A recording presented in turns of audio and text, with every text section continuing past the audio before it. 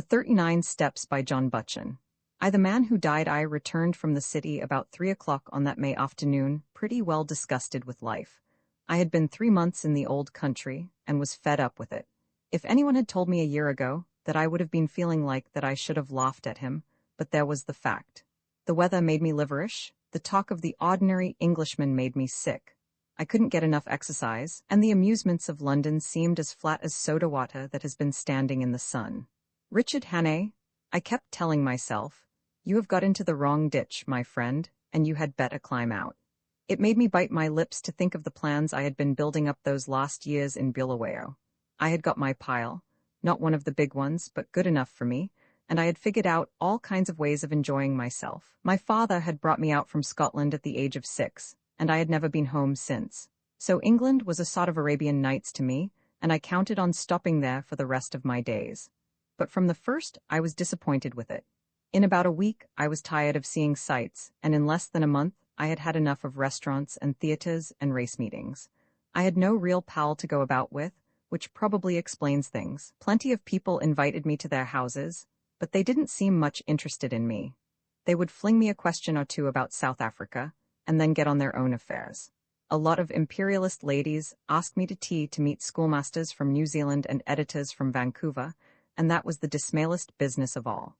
Here was I, 37 years old, sound in wind and limb, with enough money to have a good time, yawning my head off all day. I had just about settled to clear out and get back to the Veld, for I was the best bod man in the United Kingdom. That afternoon, I had been worrying my brokers about investments to give my mind something to work on, and on my way home, I turned into my club, rather a pothouse, which took in colonial members. I had a long drink and read the evening papers. They were full of the row in the Near East, and there was an article about Karolides, the Greek premier. I rather fancied the chap. From all accounts, he seemed the one big man in the show, and he played a straight game too, which was more than could be said for most of them. I gathered that they hated him pretty blackly in Berlin and Vienna, but that we were going to stick by him, and one paper said that he was the only barrier between Europe and Armageddon. I remember wondering if I could get a job in those parts. It struck me that Albania was the sort of place that might keep a man from yawning. About 6 o'clock I went home, dressed, dined at the Café Royal, and turned into a music hall. It was a silly show, all capering women and monkey-faced men, and I did not stay long.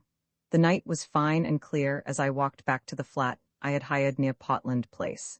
The crowd surged past me on the pavements, busy and chattering, and I envied the people for having something to do. These shopgirls and clocks and dandies and policemen had some interest in life that kept them going.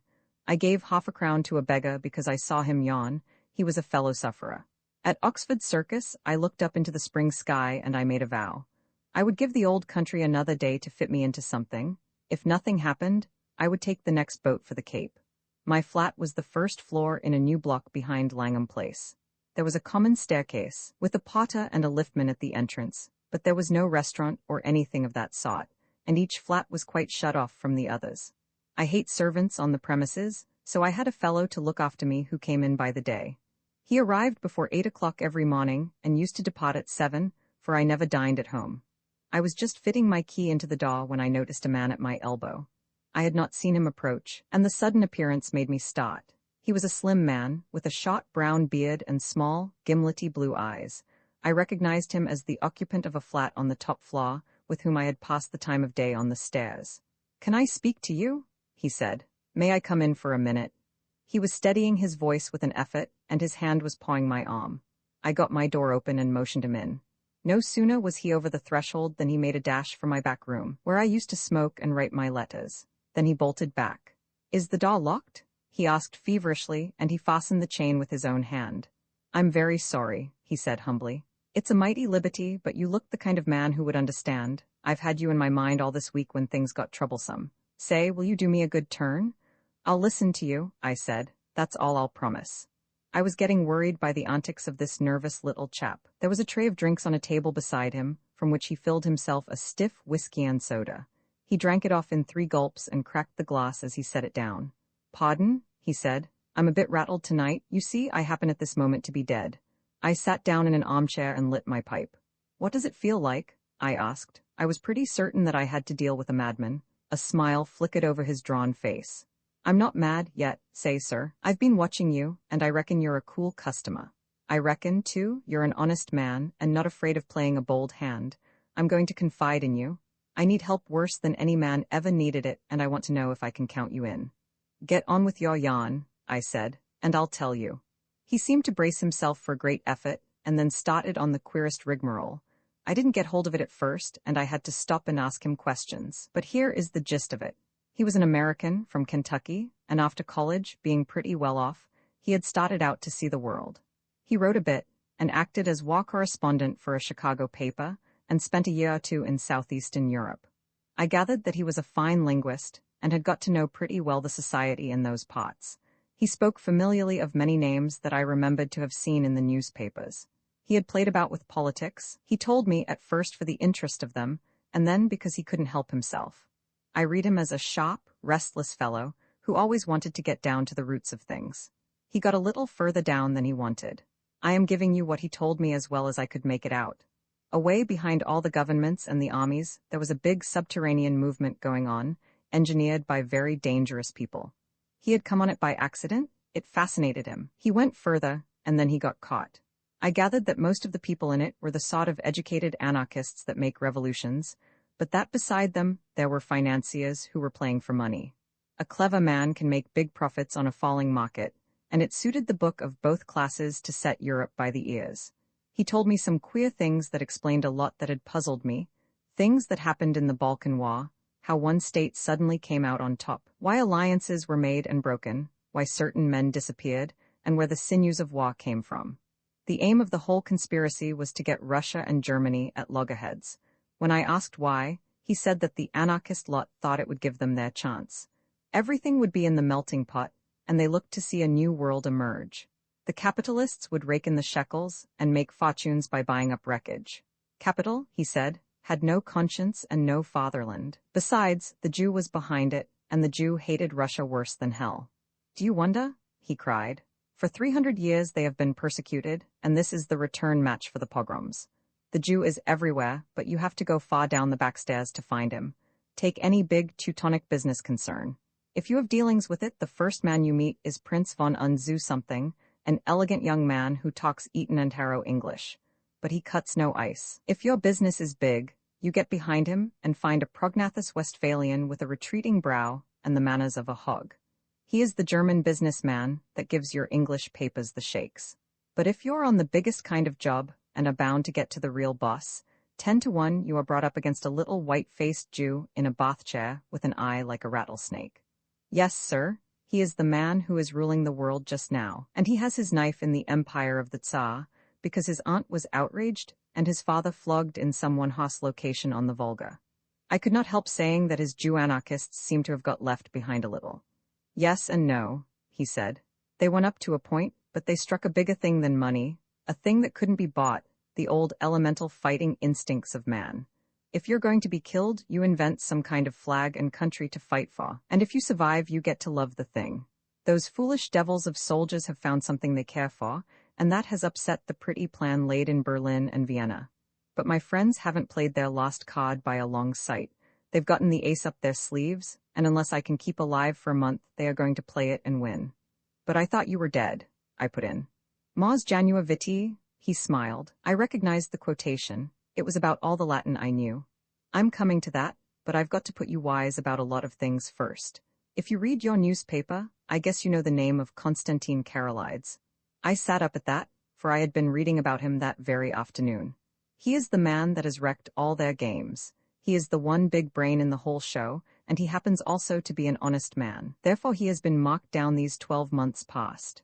I found that out, not that it was difficult, for any fool could guess as much, but I found out the way they were going to get him, and that knowledge was deadly. That's why I have had to decease. He had another drink, and I mixed it for him myself, for I was getting interested in the beggar.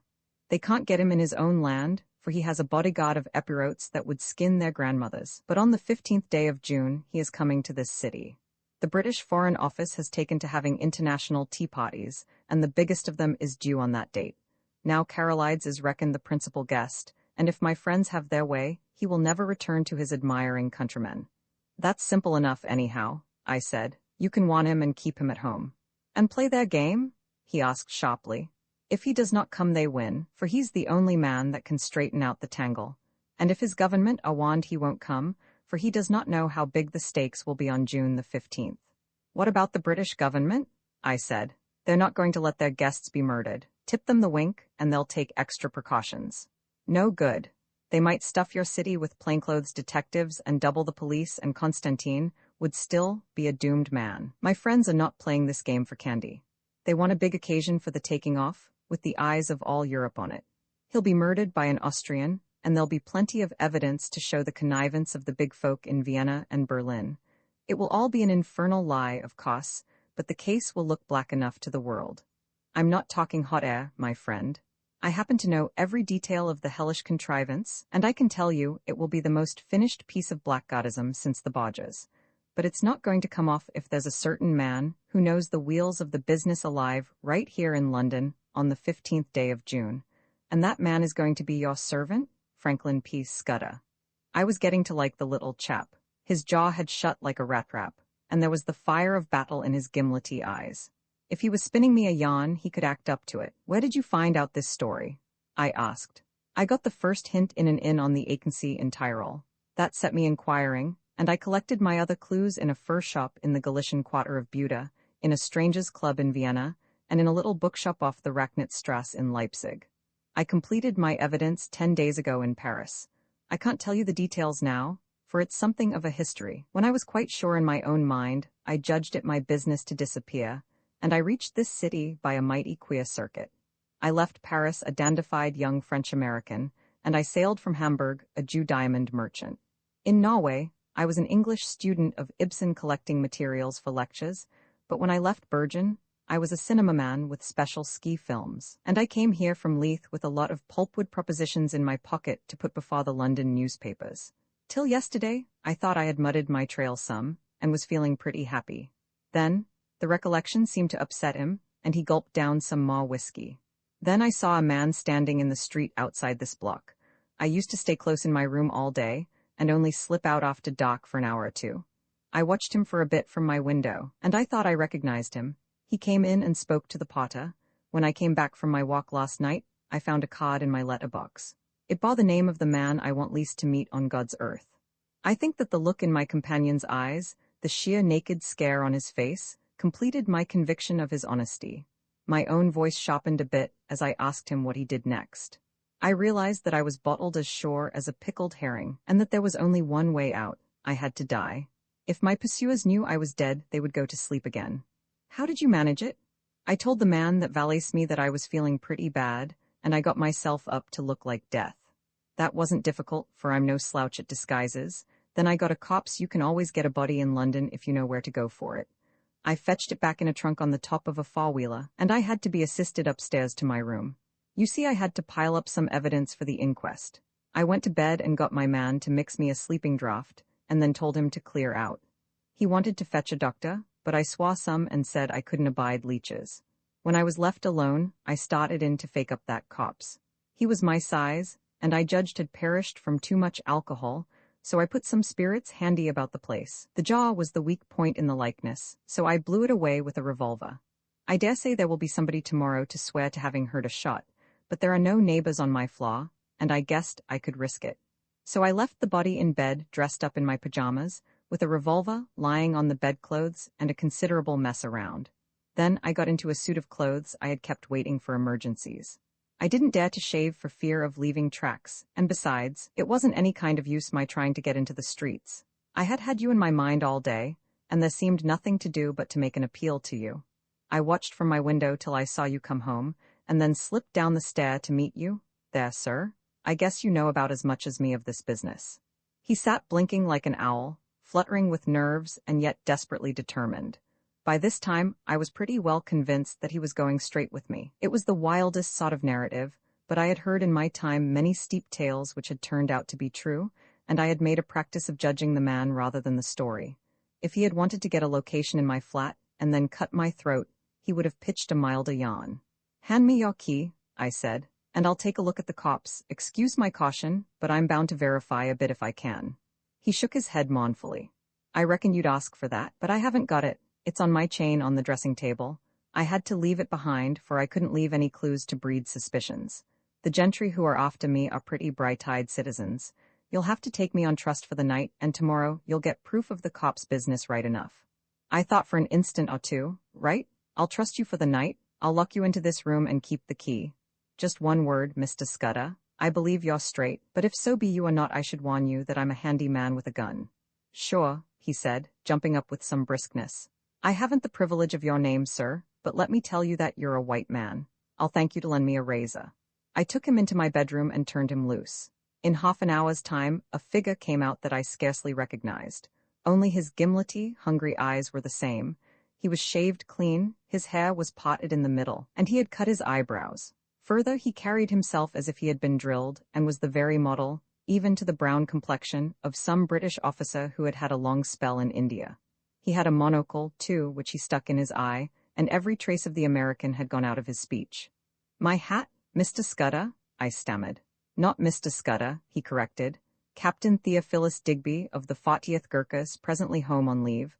I'll thank you to remember that, sir. I made him up a bed in my smoking room, and sought my own couch, more cheerful than I had been for the past month. Things did happen occasionally, even in this God-forgotten metropolis. I woke next morning to hear my man, Paddock, making the deuce of a row at the smoking-room door.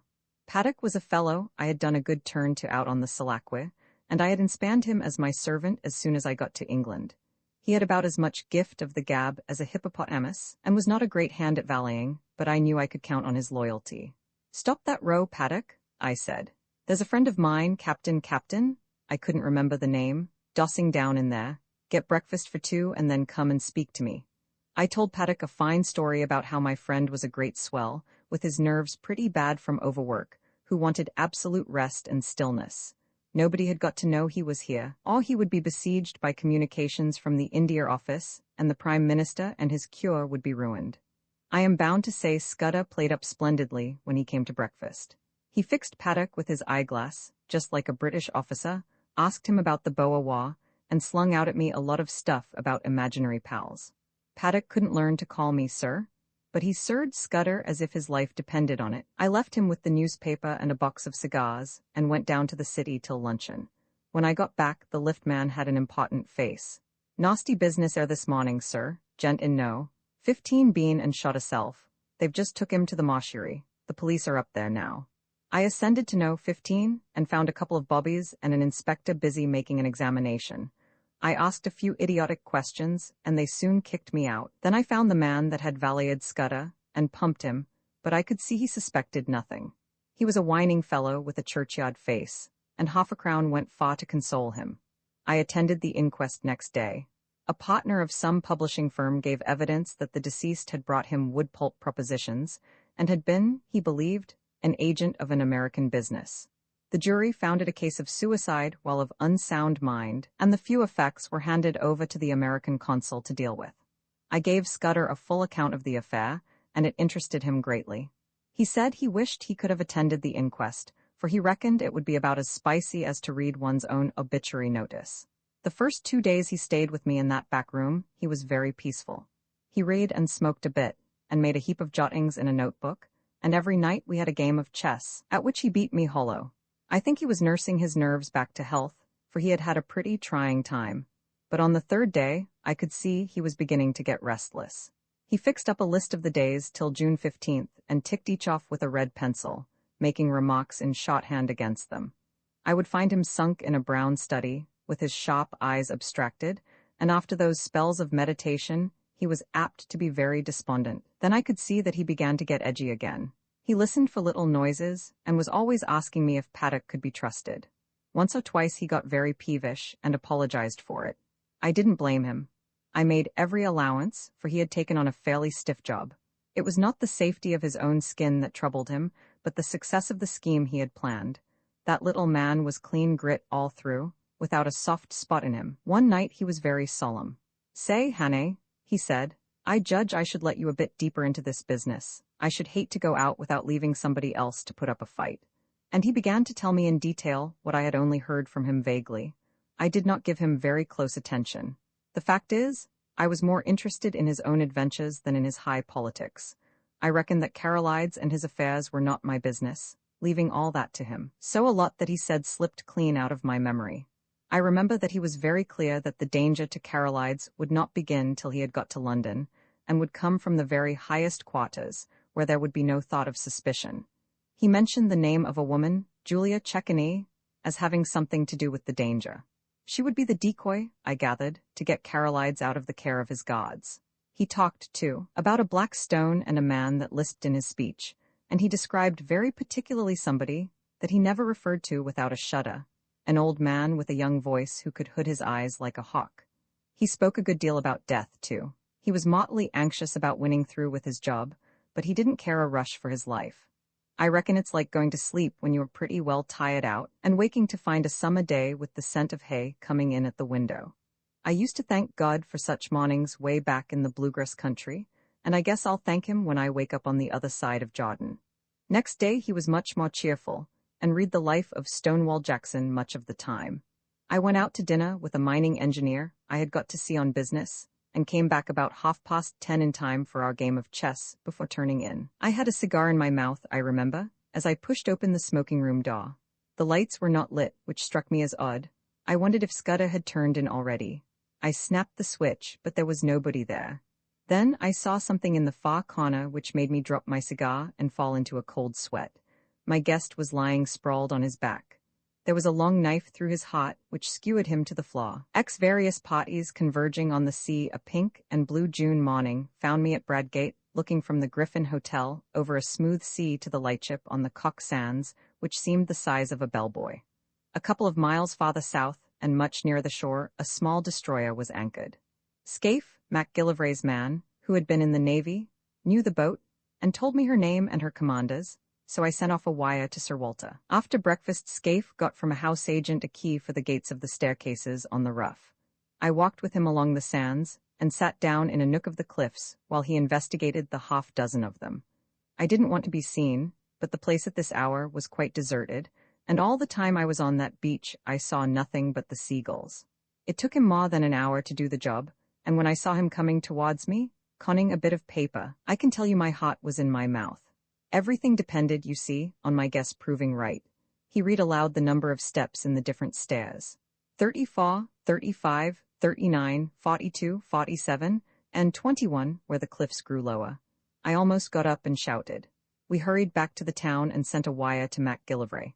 I wanted 6 men, and I directed them to divide themselves among different specified hotels. Then Scaife set out to prospect the house at the head of the 39 steps. He came back with news that both puzzled and reassured me.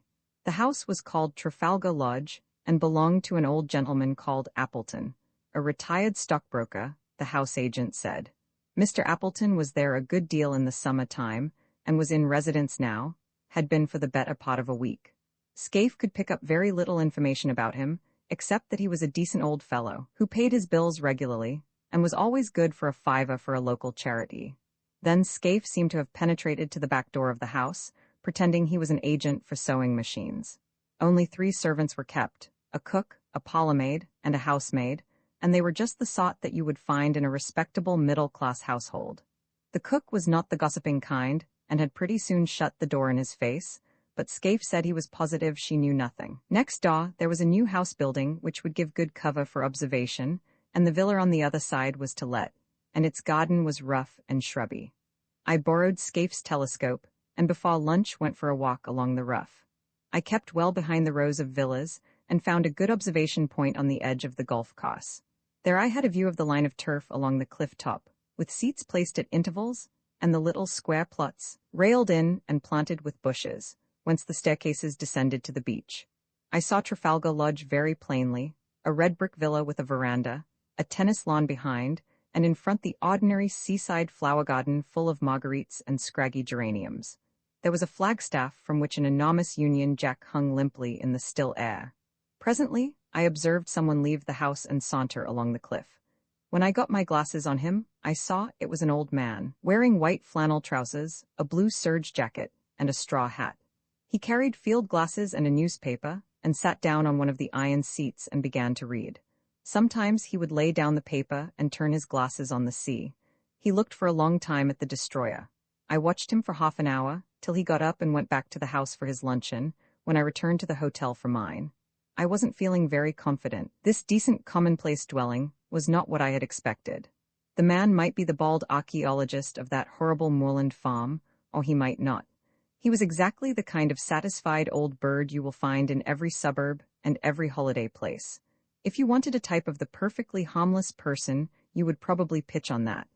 But after lunch, as I sat in the hotel porch, I perked up, for I saw the thing I had hoped for and had dreaded to miss. A yacht came up from the south and dropped anchor pretty well opposite the Rough.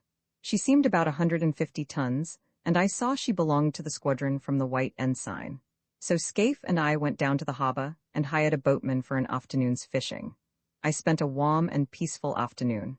We caught between us about 20 pounds of cod and lithe, and out in that dancing blue sea, I took a cheerier view of things. Above the white cliffs of the Rough, I saw the green and red of the villas, and especially the great flagstaff of Trafalgar Lodge. About 4 o'clock, when we had fished enough, I made the boatman row us round the yacht, which lay like a delicate white bird, ready at a moment to flee. Scaife said she must be a fast boat for her build, and that she was pretty heavily engined. Her name was the Ariadne, as I discovered from the cap of one of the men who was polishing brasswork. I spoke to him, and got an answer in the soft dialect of Essex. Another hand that came along passed me the time of day, in an unmistakable English tongue. Our boatman had an argument with one of them about the weather, and for a few minutes we lay on our oars close to the starboard bow. Then the men suddenly disregarded us and bent their heads to their work as an officer came along the deck. He was a pleasant, clean-looking young fellow, and he put a question to us about our fishing in very good English, but there could be no doubt about him. His close-cropped head and the cut of his collar and tie never came out of England. That did something to reassure me, but as we rowed back to Bradgate my obstinate doubts would not be dismissed. The thing that worried me was the reflection that my enemies knew that I had got my knowledge from Scudder, and it was Scudder who had given me the clue to this place. If they knew that Scudder had this clue, would they not be certain to change their plans? Too much depended on their success for them to take any risks. The whole question was how much they understood about Scudder's knowledge. I had talked confidently last night about Germans always sticking to a scheme, but if they had any suspicions that I was on their track, they would be fools not to cover it. I wondered if the man last night had seen that I recognized him.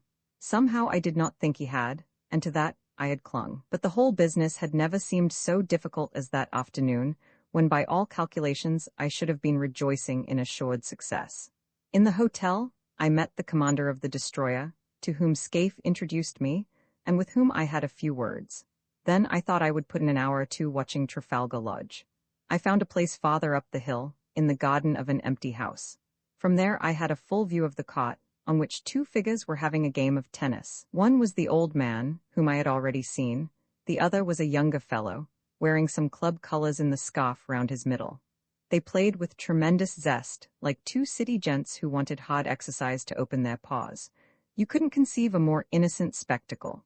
They shouted and laughed and stopped for drinks, when a maid brought out 2 tankards on a salver.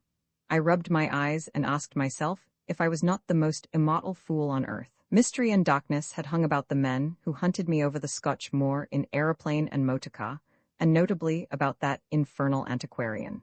It was easy enough to connect those folk with the knife that pinned Scudder to the flaw, and with fell designs on the world's peace. But here were 2 guileless citizens taking their innocuous exercise, and soon about to go indoors to a humdrum dinner, where they would talk of market prices and the lost cricket scores and the gossip of their native Surbiton. I had been making a net to catch vultures and falcons, and lo and behold, 2 plump thrushes had blundered into it. Presently a 3rd figure arrived, a young man on a bicycle, with a bag of golf clubs slung on his back. He strolled round to the tennis lawn and was welcomed riotously by the players. Evidently they were chaffing him, and their chaff sounded horribly English. Then the plump man, mopping his brow with a silk handkerchief, announced that he must have a tub. I heard his very words. "I've got into a proper lather," he said. "This will bring down my weight and my handicap, Bob. I'll take you on tomorrow and give you a stroke a hole." You couldn't find anything much more English than that. They all went into the house and left me feeling a precious idiot. I had been barking up the wrong tree this time. These men might be acting, but if they were, where was their audience? They didn't know I was sitting 30 yards off in a rhododendron. It was simply impossible to believe that these 3 haughty fellows were anything but what they seemed, 3 ordinary, game-playing, suburban Englishmen. wearisome, if you like, but soddedly innocent. And yet there were 3 of them, and one was old, and one was plump, and one was lean and dark. And the house chimed in with Scudder's notes, and half a mile off was lying a steam yacht with at least 1 German officer. I thought of Carolides lying dead and all Europe trembling on the edge of earthquake, and the men I had left behind me in London who were waiting anxiously for the events of the next hours. There was no doubt that hell was afoot somewhere. The Black Stone had won, and if it survived this June night would bank its winnings. There seemed only one thing to do: go forward as if I had no doubts, and if I was going to make a fool of myself, to do it handsomely. Never in my life have I faced a job with greater disinclination. I would rather in my then mind have walked into a den of anarchists, each with his Browning handy, or faced a charging lion with a popgun, than enter that happy home of 3 cheerful Englishmen and tell them that their game was up. How they would laugh at me! But suddenly, I remembered a thing I once heard in Rhodesia from old Peter Pienaar. I have quoted Peter already in this narrative. He was the best scout I ever knew, and before he had turned respectable, he had been pretty often on the windy side of the law, when he had been wanted badly by the authorities. Peter once discussed with me the question of disguises, and he had a theory which struck me at the time. He said, barring absolute certainties like fingerprints, mere physical traits were very little use for identification if the fugitive really knew his business.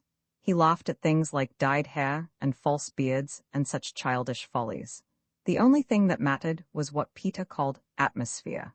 If a man could get into perfectly different surroundings from those in which he had been first observed, and this is the important part, really play up to these surroundings and behave as if he had never been out of them, he would puzzle the cleverest detectives on earth. And he used to tell a story of how he once borrowed a black coat and went to church and shared the same hymn book with the man that was looking for him. If that man had seen him in decent company, before he would have recognized him, but he had only seen him snuffing the lights in a public house with a revolver. The recollection of Peter's talk gave me the first real comfort that I had had that day. Peter had been a wise old bird, and these fellows I was after were about the pick of the aviary.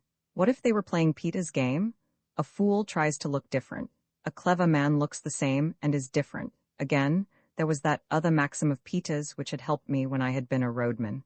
If you are playing a part, you will never keep it up unless you convince yourself that you are it. That would explain the game of tennis. Those chaps didn't need to act, they just turned a handle and passed into another life, which came as naturally to them as the first.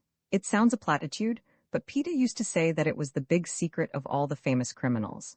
It was now getting on for 8 o'clock, and I went back and saw Scaife to give him his instructions. I arranged with him how to place his men, and then I went for a walk, for I didn't feel up to any dinner.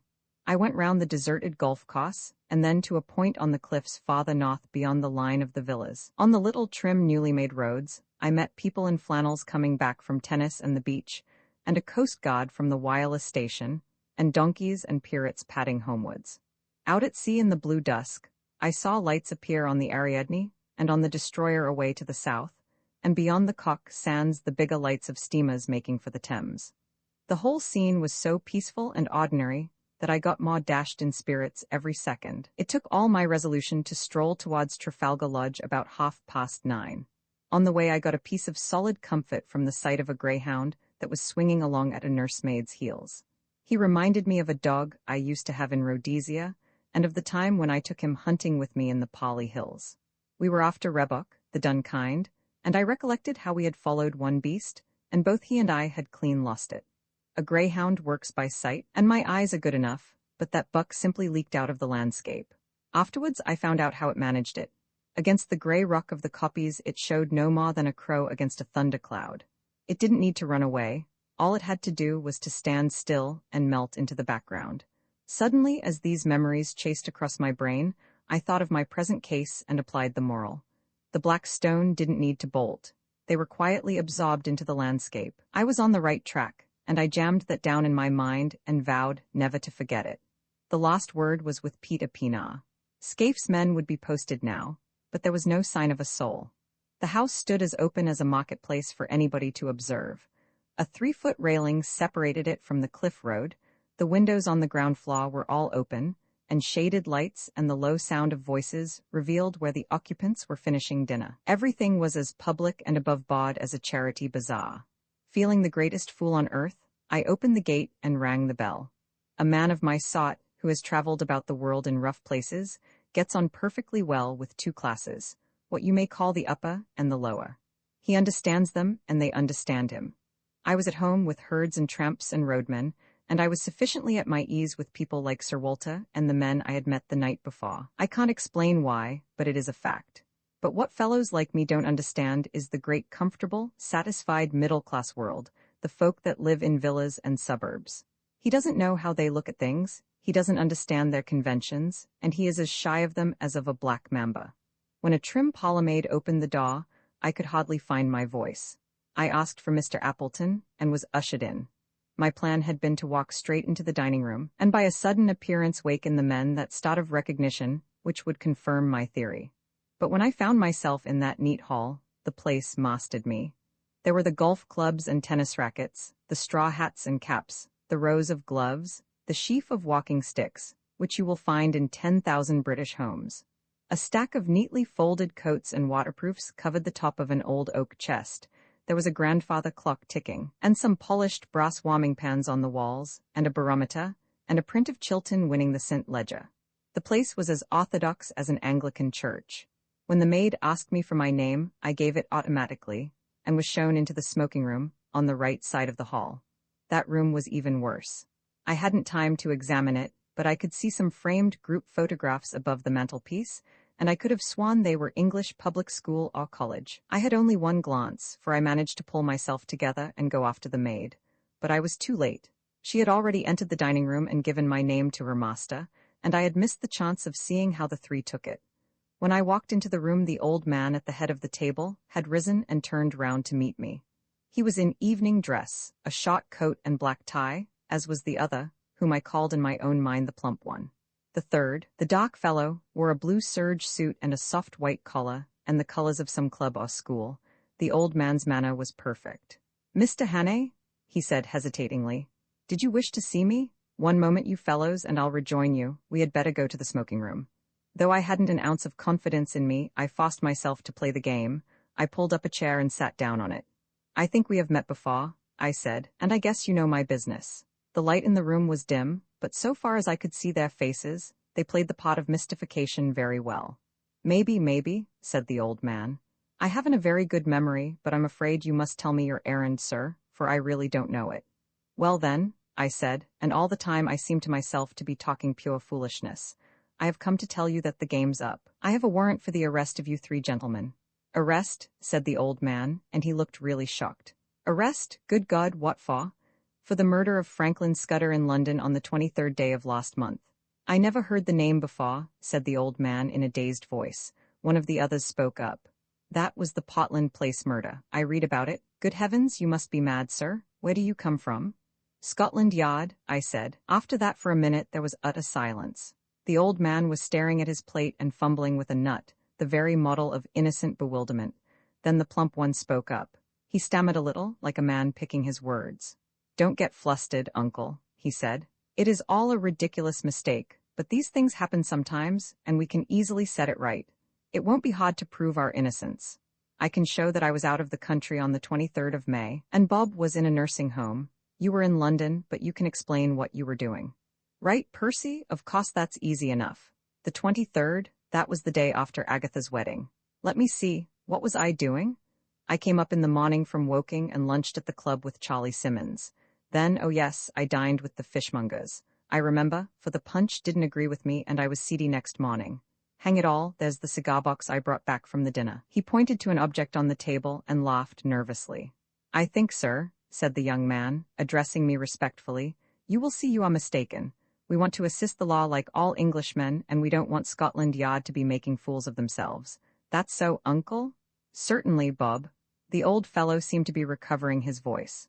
"Certainly, we'll do anything in our power to assist the authorities, but this is a bit too much. I can't get over it." "How Nellie will chuckle," said the plump man. "She always said that you would die of boredom because nothing ever happened to you, and now you've got it thick and strong," and he began to laugh very pleasantly.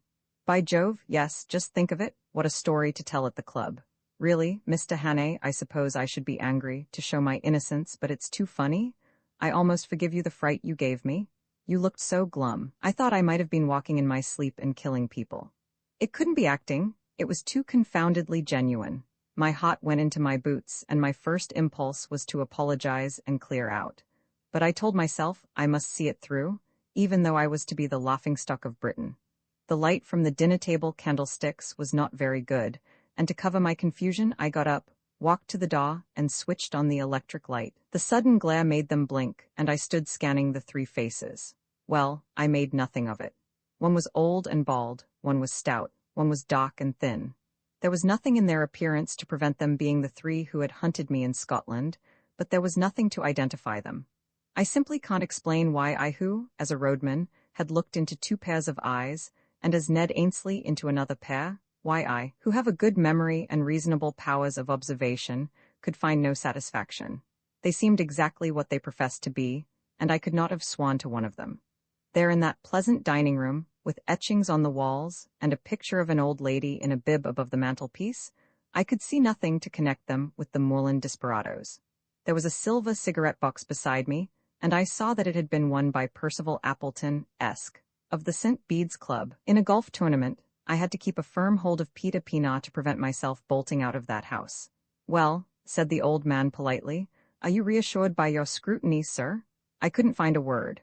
"I hope you'll find it consistent with your duty to drop this ridiculous business. I make no complaint, but you'll see how annoying it must be to respectable people." I shook my head. "Oh, Lord," said the young man. "This is a bit too thick. Do you propose to march us off to the police station?" asked the plump one. "That might be the best way out of it, but I suppose you won't be content with the local branch. I have the right to ask to see your warrant, but I don't wish to cast any aspersions upon you. You are only doing your duty, but you'll admit it's horribly awkward. What do you propose to do?" There was nothing to do except to call in my men and have them arrested, or to confess my blunder and clear out. I felt mesmerized by the whole place, by the air of obvious innocence, not innocence merely, but frank, honest bewilderment and concern in the three faces. "Oh, Peter Pina," I groaned inwardly, and for a moment I was very near damning myself for a fool and asking their pardon. "Meantime I vote we have a game of bridge," said the plump one. "It will give Mr. Hannay time to think over things, and you know we have been wanting a fourth player. Do you play, sir?" I accepted as if it had been an ordinary invitation at the club. The whole business had mesmerized me. We went into the smoking room where a card table was set out, and I was offered things to smoke and drink. I took my place at the table in a kind of dream. The window was open, and the moon was flooding the cliffs and sea with a great tide of yellow light. There was moonshine, too, in my head. The three had recovered their composure, and were talking easily, just the kind of slangy talk you will hear in any golf clubhouse. I must have cut a rum figure, sitting there knitting my brows with my eyes wondering. My partner was the young dark one. I play a fair hand at bridge, but I must have been rank bad that night. They saw that they had got me puzzled, and that put them more than ever at their ease. I kept looking at their faces, but they conveyed nothing to me. It was not that they looked different, they were different. I clung desperately to the words of Peter Pina. Then something awoke me. The old man laid down his hand to light a cigar. He didn't pick it up at once, but sat back for a moment in his chair, with his fingers tapping on his knees. It was the movement I remembered when I had stood before him in the moorland farm, with the pistols of his servants behind me. A little thing, lasting only a second, and the odds were 1,000 to 1 that I might have had my eyes on my cards at the time and missed it. But I didn't, and, in a flash, the air seemed to clear. Some shadow lifted from my brain, and I was looking at the three men with full and absolute recognition. The clock on the mantelpiece struck 10 o'clock. The three faces seemed to change before my eyes and reveal their secrets. The young one was the murderer. Now I saw cruelty and ruthlessness, where before I had only seen good humor. His knife, I made certain, had skewered Scudder to the flaw. His kind had put the bullet in Carolide's. The plump man's features seemed to dislimn and form again as I looked at them. He hadn't a face, only 100 masks that he could assume when he pleased. That chap must have been a superb actor. Perhaps he had been Lauda Lower of the night before, perhaps not, it didn't matter. I wondered if he was the fellow who had first tracked Scudder and left his card on him. Scudder had said he lisped, and I could imagine how the adoption of a lisp might add terror.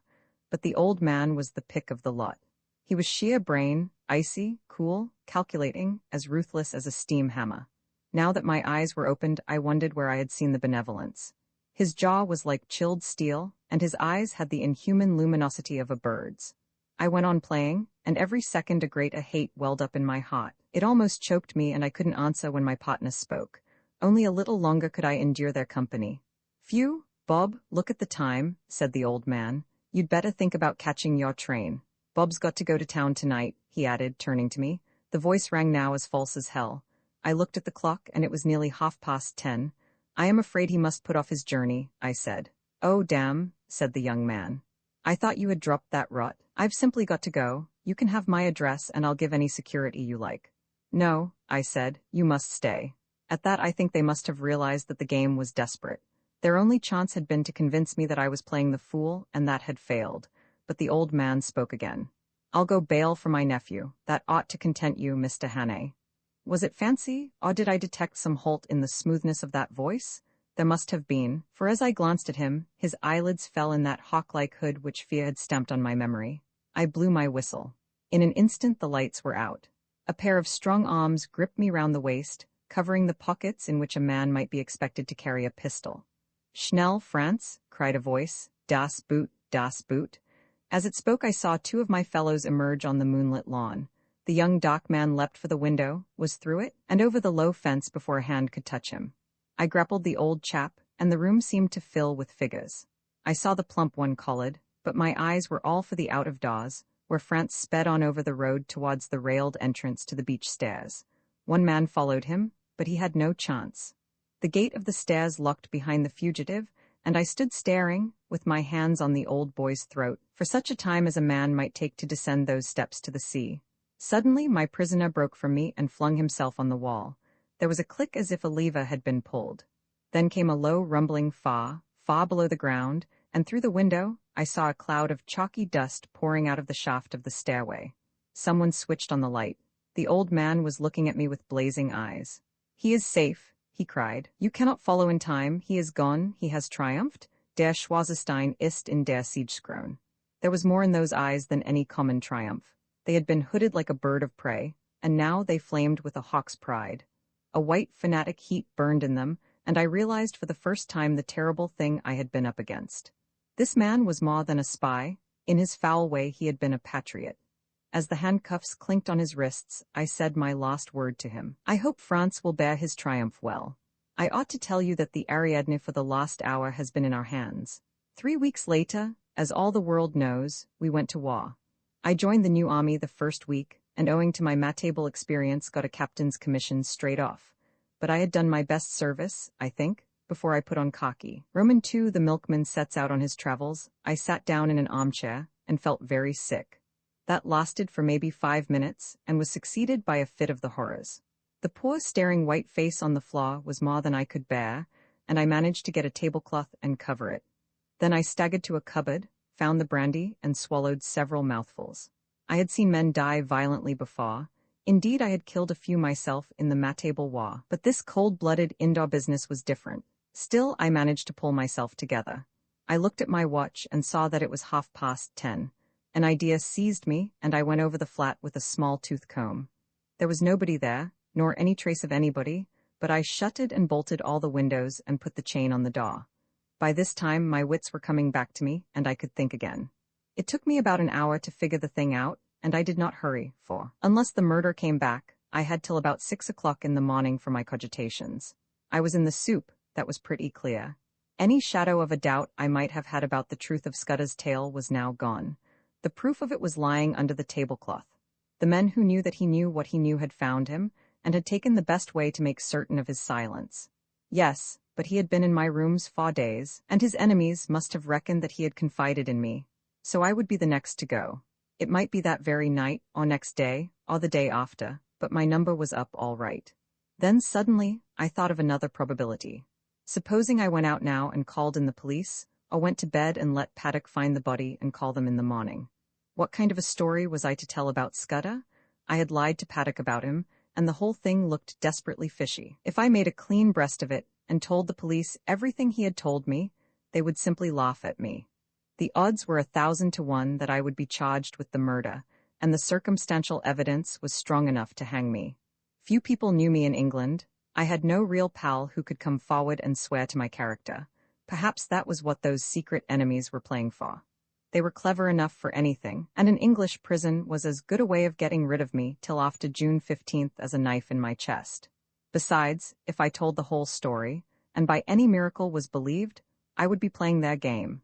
Carolides would stay at home, which was what they wanted. Somehow or other the sight of Scudder's dead face had made me a passionate believer in his scheme. He was gone, but he had taken me into his confidence, and I was pretty well bound to carry on his work. You may think this ridiculous for a man in danger of his life, but that was the way I looked at it. I am an ordinary sort of fellow, not braver than other people, but I hate to see a good man downed, and that long knife would not be the end of Scudder if I could play the game in his place.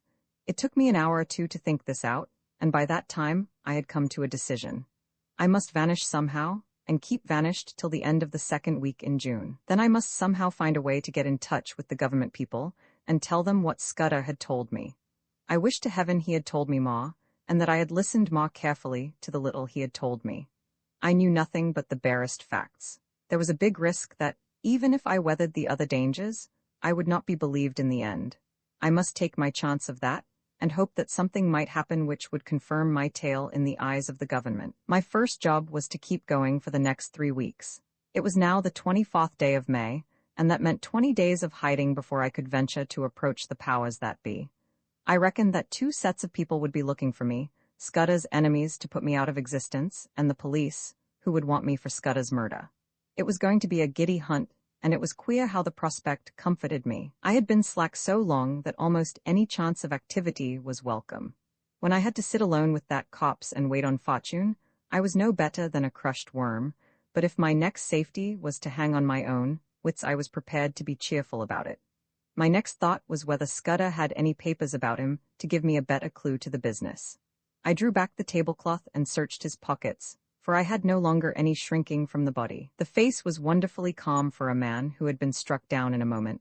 There was nothing in the breast pocket, and only a few loose coins and a cigar holder in the waistcoat. The trousers held a little penknife and some silver, and the side pocket of his jacket contained an old crocodile-skin cigar case. There was no sign of the little black book in which I had seen him making notes. That had no doubt been taken by his murderer. But as I looked up from my task, I saw that some drawers had been pulled out in the writing table. Scudder would never have left them in that state, for he was the tidiest of models. Someone must have been searching for something, perhaps for the pocketbook. I went round the flat and found that everything had been ransacked. The inside of books, drawers, cupboards, boxes, even the pockets of the clothes in my wardrobe, and the sideboard in the dining room. There was no trace of the book. Most likely the enemy had found it, but they had not found it on Scudder's body. Then I got out an atlas and looked at a big map of the British Isles.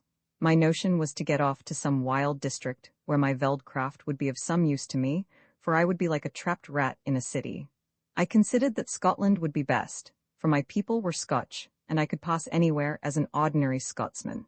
I had half an idea at first to be a German tourist, for my father had had German partners, and I had been brought up to speak the tongue pretty fluently, not to mention having put in 3 years prospecting for copper in German de Maryland.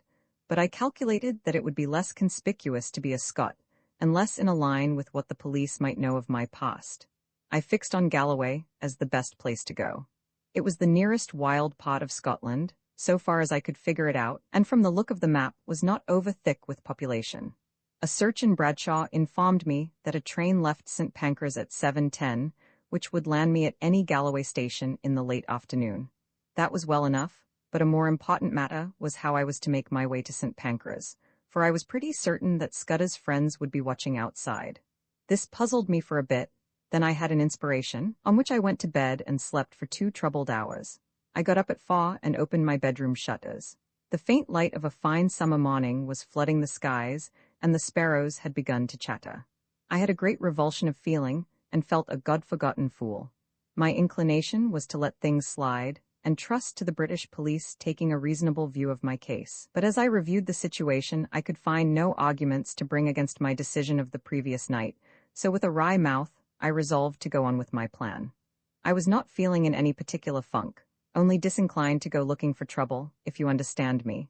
I hunted out a well-used tweed suit, a pair of strong nailed boots, and a flannel shirt with a collar.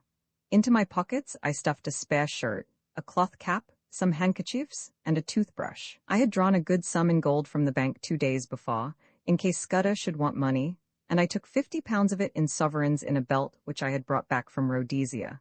That was about all I wanted. Then I had a bath and cut my mustache, which was long and drooping, into a short, stubbly fringe. Now came the next step. Paddock used to arrive punctually at 7:30 and let himself in with a latchkey. But about 20 minutes to 7, as I knew from bitter experience, the milkman turned up with a great clatter of cans and deposited my share outside my door. I had seen that milkman sometimes when I had gone out for an early ride. He was a young man about my own height, with an ill-nourished mustache, and he wore a white overall. On him, I staked all my chances. I went into the darkened smoking room, where the rays of morning light were beginning to creep through the shutters. There I breakfasted off a whiskey and soda and some biscuits from the cupboard. By this time, it was getting on for 6 o'clock. I put a pipe in my pocket and filled my pouch from the tobacco jar on the table by the fireplace. As I poked into the tobacco, my fingers touched something hard, and I drew out Scudder's little black pocketbook. That seemed to me a good omen. I lifted the cloth from the body and was amazed at the peace and dignity of the dead face. "Goodbye, old chap," I said. "I am going to do my best for you. Wish me well, wherever you are."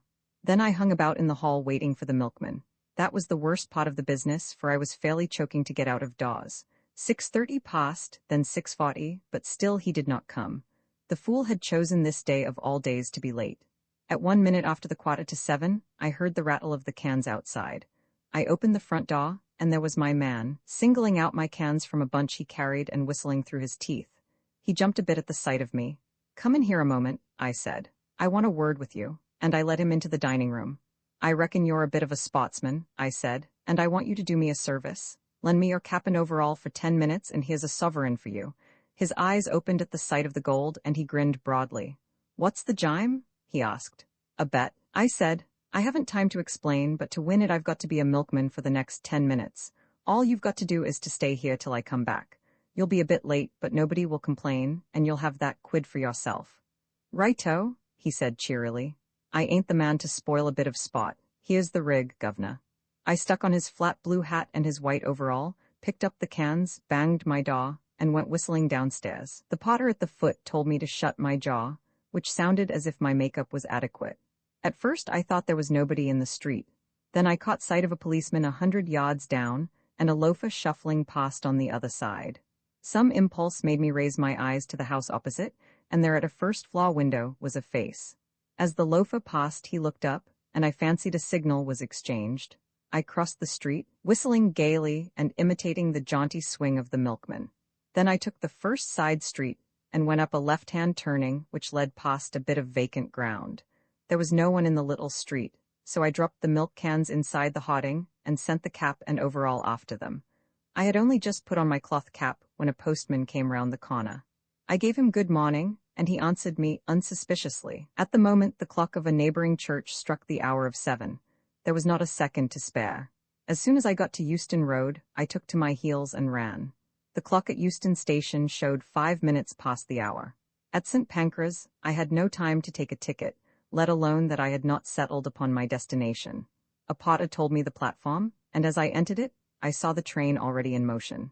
2 station officials blocked the way, but I dodged them and clambered into the last carriage. 3 minutes later, as we were roaring through the northern tunnels, an irate guard interviewed me. He wrote out for me a ticket to Newton Stewart, a name which had suddenly come back to my memory, and he conducted me from the first-class compartment where I had ensconced myself to a third-class smoker, occupied by a sailor and a stout woman with a child. He went off grumbling, and as I mopped my brow, I observed to my companions in my broadest Scots that it was a saw job catching trains. I had already entered upon my pot. "The impidence o' that Jayad," said the lady bitterly. He needed a Scotch tongue to pit him in his place. He was complaining o' this wean no he in a ticket and her no fower till August 12th, and he was objectin' to this gentleman spittin'. The sailor morosely agreed, and I started my new life in an atmosphere of protest against authority. I reminded myself that a week ago, I had been finding the world dull. Roman 3, The Adventure of the Literary Innkeeper. I had a solemn time traveling north that day. It was fine May weather, with the hawthorn flowering on every hedge, and I asked myself why, when I was still a free man, I had stayed on in London and not got the good of this heavenly country. I didn't dare face the restaurant car, but I got a luncheon basket at Leeds and shared it with the fat woman. Also, I got the morning's papers, with news about starters for the derby and the beginning of the cricket season, and some paragraphs about how Balkan affairs were settling down and a British squadron was going to Kiel. When I had done with them, I got out Scudder's little black pocketbook and studied it. It was pretty well filled with jottings, chiefly figures, though now and then a name was printed in. For example, I found the words Hufgard, Luneville, and avocado pretty often, and especially the word Pavia. Now I was certain that Scudder never did anything without a reason, and I was pretty sure that there was a cipher in all this. That is a subject which has always interested me, and I did a bit of it myself once as intelligence officer at Delagoa Bay during the Boer War. I have a head for things like chess and puzzles, and I used to reckon myself pretty good at finding out ciphers. This one looked like the numerical kind where sets of figures correspond to the letters of the alphabet, but any fairly shrewd man can find the clue to that sort after an hour or two's work, and I didn't think Scudder would have been content with anything so easy. So I fastened on the printed words, for you can make a pretty good numerical cipher if you have a keyword which gives you the sequence of the letters.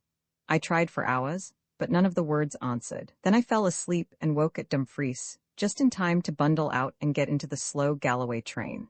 There was a man on the platform whose looks I didn't like, but he never glanced at me, and when I caught sight of myself in the mirror of an automatic machine, I didn't wonder. With my brown face, my old tweeds, and my slouch, I was the very model of one of the hill farmers who were crowding into the third-class carriages. I traveled with half a dozen in an atmosphere of shag and clay pipes. They had come from the weekly market, and their mouths were full of prices. I heard accounts of how the lambing had gone up the Can and the Deutsch, and a dozen other mysterious waters. Above half the men had lunched heavily and were highly flavored with whiskey, but they took no notice of me. We rumbled slowly into a land of little wooded glens, and then to a great wide moorland place, gleaming with lochs, with high blue hills showing northwards. About 5 o'clock the carriage had emptied, and I was left alone as I had hoped. I got out at the next station, a little place whose name I scarcely noted, set right in the heart of a bog. It reminded me of one of those forgotten little stations in the Karoo. An old station master was digging in his garden, and with his spade over his shoulder, sauntered to the train, took charge of a parcel, and went back to his potatoes. A child of 10 received my ticket, and I emerged on a white road that straggled over the brown moor. It was a gorgeous spring evening, with every hill showing as clear as a cut amethyst.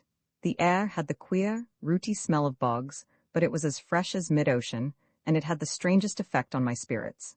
I actually felt light-hearted. I might have been a boy out for a spring holiday tramp, instead of a man of 37 very much wanted by the police. I felt just as I used to feel when I was starting for a big trek on a frosty morning on the High Veld. If you believe me, I swung along that road whistling. There was no plan of campaign in my head, only just to go on in this blessed, honest-smelling hill country, for every mile put me in better humor with myself. In a roadside planting, I cut a walking stick of hazel, and presently struck off the highway up a bypath, which followed the glen of a brawling stream. I reckoned that I was still far ahead of any pursuit, and for that night might please myself. It was some hours since I had tasted food, and I was getting very hungry when I came to a herd's cottage set in a nook beside a waterfall. A brown-faced woman was standing by the door, and greeted me with the kindly shyness of moorland places. When I asked for a night's lodging, she said I was welcome to the bed in the loft, and very soon she set before me a hearty meal of ham and eggs, scones, and thick sweet milk. At the dockening her man came in from the hills, a lean giant, who in one step covered as much ground as 3 paces of ordinary models. They asked me no questions, for they had the perfect breeding of all dwellers in the wilds, but I could see they set me down as a kind of dealer, and I took some trouble to confirm their view. I spoke a lot about cattle, of which my host knew little, and I picked up from him a good deal about the local Galloway markets, which I tucked away in my memory for future use. At 10 I was nodding in my chair, and the bed in the loft received a weary man who never opened his eyes till 5 o'clock set the little homestead a-going once more. They refused any payment, and by 6 I had breakfasted and was striding southwards again. My notion was to return to the railway line a station or 2 farther on than the place where I had alighted yesterday, and to double back. I reckoned that that was the safest way, for the police would naturally assume that I was always making farther from London in the direction of some western part. I thought I had still a good bit of a start, for, as I reasoned, it would take some hours to fix the blame on me, and several more to identify the fellow who got on board the train at St. Pancras. It was the same jolly, clear spring weather, and I simply could not contrive to feel careworn. Indeed, I was in better spirits than I had been for months. Over a long ridge of moorland I took my road, skirting the side of a high hill which the herd had called Cansmore of Fleet. Nesting curlews and plovers were crying everywhere, and the links of green pasture by the streams were dotted with young lambs. All the slackness of the past months was slipping from my bones, and I stepped out like a 4-year-old. By and by I came to a swell of moorland which dipped to the vale of a little river, and a mile away in the heather I saw the smoke of a train. The station, when I reached it, proved to be ideal for my purpose. The moor surged up around it and left room only for the single line, the slender siding, a waiting room, an office, the station master's cottage, and a tiny yard of gooseberries and sweet william. There seemed no road to it from anywhere, and to increase the desolation, the waves of a tarn lapped on their grey granite beach half a mile away. I waited in the deep heather till I saw the smoke of an east-going train on the horizon. Then I approached the tiny booking office and took a ticket for Dumfries. The only occupants of the carriage were an old shepherd and his dog, a wall-eyed brute that I mistrusted. The man was asleep, and on the cushions beside him was that morning's Scotsman. Eagerly I seized on it, for I fancied it would tell me something. There were 2 columns about the Portland Place murder, as it was called. My man Paddock had given the alarm and had the milkman arrested. Poor devil, it looked as if the latter had earned his sovereign hardly, but for me he had been cheap at the price, for he seemed to have occupied the police for the better part of the day. In the latest news I found a further installment of the story. The milkman had been released, I read, and the true criminal, about whose identity the police were reticent, was believed to have got away from London by one of the northern lines. There was a short note about me as the owner of the flat. I guessed the police had stuck that in, as a clumsy contrivance to persuade me that I was unsuspected. There was nothing else in the paper, nothing about foreign politics or Carolides, or the things that had interested Scudder. I laid it down, and found that we were approaching the station at which I had got out yesterday. The potato-digging station master had been gingered up into some activity, for the west-going train was waiting to let us pass, and from it had descended 3 men who were asking him questions. I supposed that they were the local police, who had been stirred up by Scotland Yard, and had traced me as far as this one-horse siding. Sitting well back in the shadow, I watched them carefully. One of them had a book, and took down notes. The old potato digger seemed to have turned peevish, but the child who had collected my ticket was talking volubly. All the party looked out across the moor where the white road departed. I hoped they were going to take up my tracks there. As we moved away from that station, my companion woke up. He fixed me with a wondering glance, kicked his dog viciously, and inquired where he was. Clearly he was very drunk. "That's what comes o' bein' a teetotaler," he observed in bitter regret. I expressed my surprise that in him I should have met a blue-ribbon stalwart. "Aye, but I'm a strong teetotaler," he said pugnaciously. "I took the pledge last Martinmas, and I havena touched a drop o' whiskey sinsyne, not even at Hogmanay, though I was sair tempted." He swung his heels up on the seat and burrowed a frowsy head into the cushions. "And that's I get," he moaned. "A hide better than hell fire, and tweet e'en look in different ways for the Sabbath." "What did it?" I asked. "A drink they ca' brandy. Bein' a teetotaler I keep it off the whiskey, but I was nip-nippin' a day at this brandy, and I doubt I'll no be weel for a fortnisht." His voice died away into a splutter, and sleep once more laid its heavy hand on him. My plan had been to get out at some station down the line, but the train suddenly gave me a better chance, for it came to a standstill at the end of a culvert, which spanned a brawling pot-colored river. I looked out and saw that every carriage window was closed and no human figure appeared in the landscape. So I opened the door and dropped quickly into the tangle of hazels which edged the line. It would have been all right but for that infernal dog. Under the impression that I was decamping with its master's belongings, it started to bark, and all but got me by the trousers. This woke up the herd, who stood bawling at the carriage door in the belief that I had committed suicide. I crawled through the thicket, reached the edge of the stream, and in cover of the bushes put 100 yards or so behind me. Then from my shelter I peered back, and saw the guard and several passengers gathered round the open carriage door and staring in my direction. I could not have made a more public departure if I had left with a bugler and a brass band. Happily, the drunken herd provided a diversion. He and his dog, which was attached by a rope to his waist, suddenly cascaded out of the carriage, landed on their heads on the track, and rolled some way down the bank towards the water.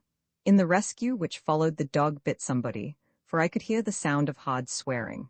Presently they had forgotten me, and when after a quarter of a mile's crawl I ventured to look back, the train had started again and was vanishing in the cutting. I was in a wide semicircle of moorland, with the brown river as radius, and the high hills forming the northern circumference. There was not a sign or sound of a human being, only the plashing water and the interminable crying of curlews. Yet, oddly enough, for the first time I felt the terror of the hunted on me. It was not the police that I thought of, but the other folk, who knew that I knew Scudda's secret and dared not let me live.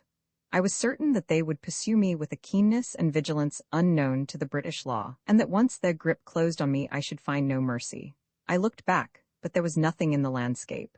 The sun glinted on the metals of the line and the wet stones in the stream, and you could not have found a more peaceful sight in the world.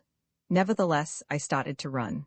Crouching low in the runnels of the bog, I ran till the sweat blinded my eyes. The mood did not leave me till I had reached the rim of mountain and flung myself, panting, on a ridge high above the young waters of the Brown River. From my vantage ground, I could scan the whole moor right away to the railway line, and to the south of it, where green fields took the place of heather. I have eyes like a hawk, but I could see nothing moving in the whole countryside. Then I looked east beyond the ridge and saw a new kind of landscape. Shallow green valleys with plentiful fir plantations, and the faint lines of dust which spoke of high roads. Last of all, I looked into the blue May sky, and there I saw that which set my pulses racing. Low down in the south, a monoplane was climbing into the heavens. I was as certain as if I had been told that that aeroplane was looking for me, and that it did not belong to the police. For an hour or two I watched it from a pit of heather. It flew low along the hilltops, and then in narrow circles over the valley up which I had come. Then it seemed to change its mind, rose to a great height, and flew away back to the south. I did not like this espionage from the air, and I began to think less well of the countryside I had chosen for a refuge. These heather hills were no sort of cover if my enemies were in the sky, and I must find a different kind of sanctuary. I looked with more satisfaction to the green country beyond the ridge, for there I should find woods and stone houses. About 6 in the evening I came out of the moorland to a white ribbon of road which wound up the narrow vale of a lowland stream. As I followed it, fields gave place to bent, the glen became a plateau, and presently I had reached a kind of pass where a solitary house smoked in the twilight. The road swung over a bridge, and leaning on the parapet was a young man. He was smoking a long clay pipe and studying the water with spectacled eyes. In his left hand was a small book with a finger marking the place. Slowly he repeated, as when a griffin through the wilderness with winged step, Awe Hill and Murray Dale pursues the Arimaspian. He jumped round as my step rung on the keystone, and I saw a pleasant, sunburnt, boyish face. "Good evening to you," he said gravely. "It's a fine night for the road." The smell of peat smoke and of some savory roast floated to me from the house. "Is that place an inn?" I asked. "At your service," he said politely. "I am the landlord, sir, and I hope you will stay the night, for to tell you the truth I have had no company for a week." I pulled myself up on the parapet of the bridge and filled my pipe. I began to detect an ally. "You're young to be an innkeeper," I said. "My father died a year ago and left me the business. I live there with my grandmother. It's a slow job for a young man, and it wasn't my choice of profession." "Which was?" He actually blushed. "I want to write books," he said. "And what better chance could you ask?" I cried. "Man, I've often thought that an innkeeper would make the best storyteller in the world." "Not now," he said eagerly. "Maybe in the old days when you had pilgrims and ballad makers and highwaymen and mail coaches on the road. But not now. Nothing comes here but motor cars full of fat women, who stop for lunch, and a fisherman or two in the spring, and the shooting tenants in August. There is not much material to be got out of that. I want to see life, to travel the world, and write things like Kipling and Conrad. But the most I've done yet is to get some verses printed in Chambers's journal." I looked at the inn standing golden in the sunset against the brown hills. "I've knocked a bit about the world, and I wouldn't despise such a hermitage. Do you think that adventure is found only in the tropics or among gentry in red shirts? Maybe you're rubbing shoulders with it at this moment." "That's what Kipling says," he said, his eyes brightening, and he quoted some verse about romance bringing up the 9:15. "Here's a true tale for you then," I cried, "and a month from now you can make a novel out of it." Sitting on the bridge in the soft May gloaming, I pitched him a lovely yawn. It was true in essentials, too, though I altered the minor details. I made out that I was a mining magnate from Kimberley, who had had a lot of trouble with IDB, and had shown up a gang. They had pursued me across the ocean and had killed my best friend and were now on my tracks. I told the story well, though I say it who shouldn't. I pictured a flight across the Kalahari to German Africa, the crackling, poaching days, the wonderful blue velvet nights. I described an attack on my life on the voyage home, and I made a really horrid affair of the Portland Place murder. "You're looking for adventure," I cried. "Well, you've found it here. The devils are after me and the police are after them. It's a race that I mean to win." "By God," he whispered, drawing his breath in sharply, "it is all pure Rider Haggard and Conan Doyle." "You believe me," I said gratefully. "Of course I do," and he held out his hand. "I believe everything out of the common. The only thing to distrust is the normal." He was very young, but he was the man for my money. "I think they're off my track for the moment, but I must lie close for a couple of days. Can you take me in?" He caught my elbow in his eagerness and drew me towards the house. "You can lie as snug here as if you were in a moss hole. I'll see that nobody blabs, either, and you'll give me some more material about your adventures." As I entered the inn porch, I heard from far off the beat of an engine. There, silhouetted against the dusky west, was my friend, the monoplane. He gave me a room at the back of the house, with a fine outlook over the plateau, and he made me free of his own study, which was stacked with cheap editions of his favorite authors. I never saw the grandmother, so I guessed she was bedridden. An old woman called Margit brought me my meals, and the innkeeper was around me at all hours. I wanted some time to myself, so I invented a job for him. He had a motor bicycle, and I sent him off next morning for the daily paper, which usually arrived with the post in the late afternoon. I told him to keep his eyes skinned and make note of any strange figures he saw, keeping a special sharp lookout for motors and aeroplanes. Then I sat down in real earnest to Scudder's notebook. He came back at midday with the Scotsman. There was nothing in it, except some further evidence of Paddock and the milkman, and a repetition of yesterday's statement that the murderer had gone north. But there was a long article, reprinted from the Times, about Carolides and the state of affairs in the Balkans, though there was no mention of any visit to England. I got rid of the innkeeper for the afternoon, for I was getting very warm in my search for the cipher. As I told you, it was a numerical cipher, and by an elaborate system of experiments, I had pretty well discovered what were the nulls and stops. The trouble was the key word, and when I thought of the odd million words he might have used, I felt pretty hopeless. But about 3 o'clock, I had a sudden inspiration.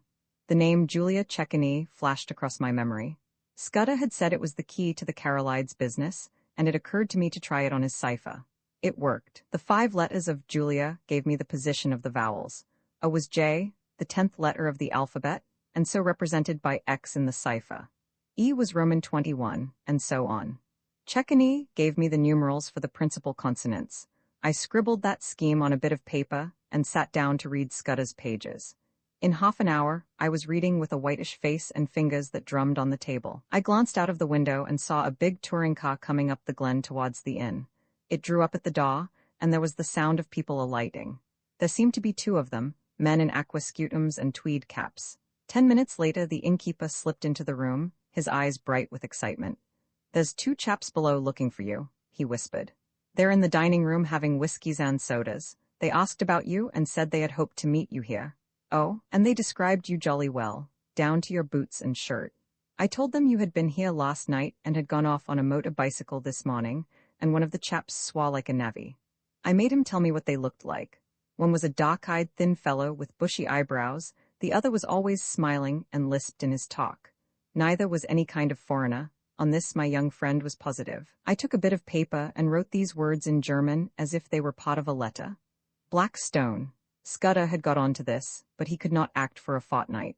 I doubt if I can do any good now, especially as Carolides is uncertain about his plans. But if Mr. T advises, I will do the best I manufactured it rather neatly, so that it looked like a loose page of a private letter. Take this down and say it was found in my bedroom, and ask them to return it to me if they overtake me.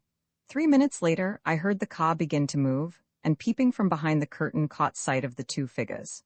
One was slim, the other was sleek. That was the most I could make of my reconnaissance. The innkeeper appeared in great excitement. "Your paper woke them up," he said gleefully. The dark fellow went as white as death and cursed like blazes, and the fat one whistled and looked ugly. They paid for their drinks with half a sovereign and wouldn't wait for change.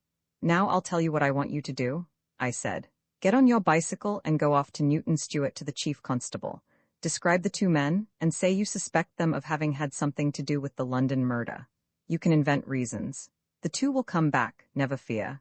Not tonight, for they'll follow me 40 miles along the road, but first thing tomorrow morning. Tell the police to be here bright and early." He set off like a docile child while I worked at Scudder's notes. When he came back, we dined together, and in common decency, I had to let him pump me.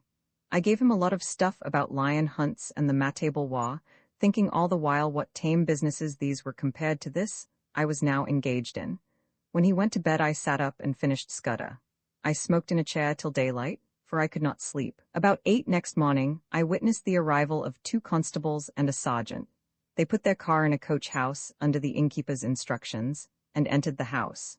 20 minutes later, I saw from my window a second car come across the plateau from the opposite direction. It did not come up to the inn, but stopped 200 yards off in the shelter of a patch of wood. I noticed that its occupants carefully reversed it before leaving it. A minute or two later, I heard their steps on the gravel outside the window. My plan had been to lie hid in my bedroom and see what happened. I had a notion that, if I could bring the police and my other more dangerous pursuers together, something might work out of it to my advantage. But now, I had a better idea. I scribbled a line of thanks to my host, opened the window, and dropped quietly into a gooseberry bush. Unobserved, I crossed the dike, crawled down the side of a tributary burn, and won the high road on the far side of the patch of trees. There stood the car, very spick and span in the morning sunlight, but with the dust on her which told of a long journey.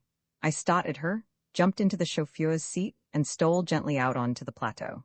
Almost at once, the road dipped so that I lost sight of the inn, but the wind seemed to bring me the sound of angry voices. Roman 4, the adventure of the radical candidate.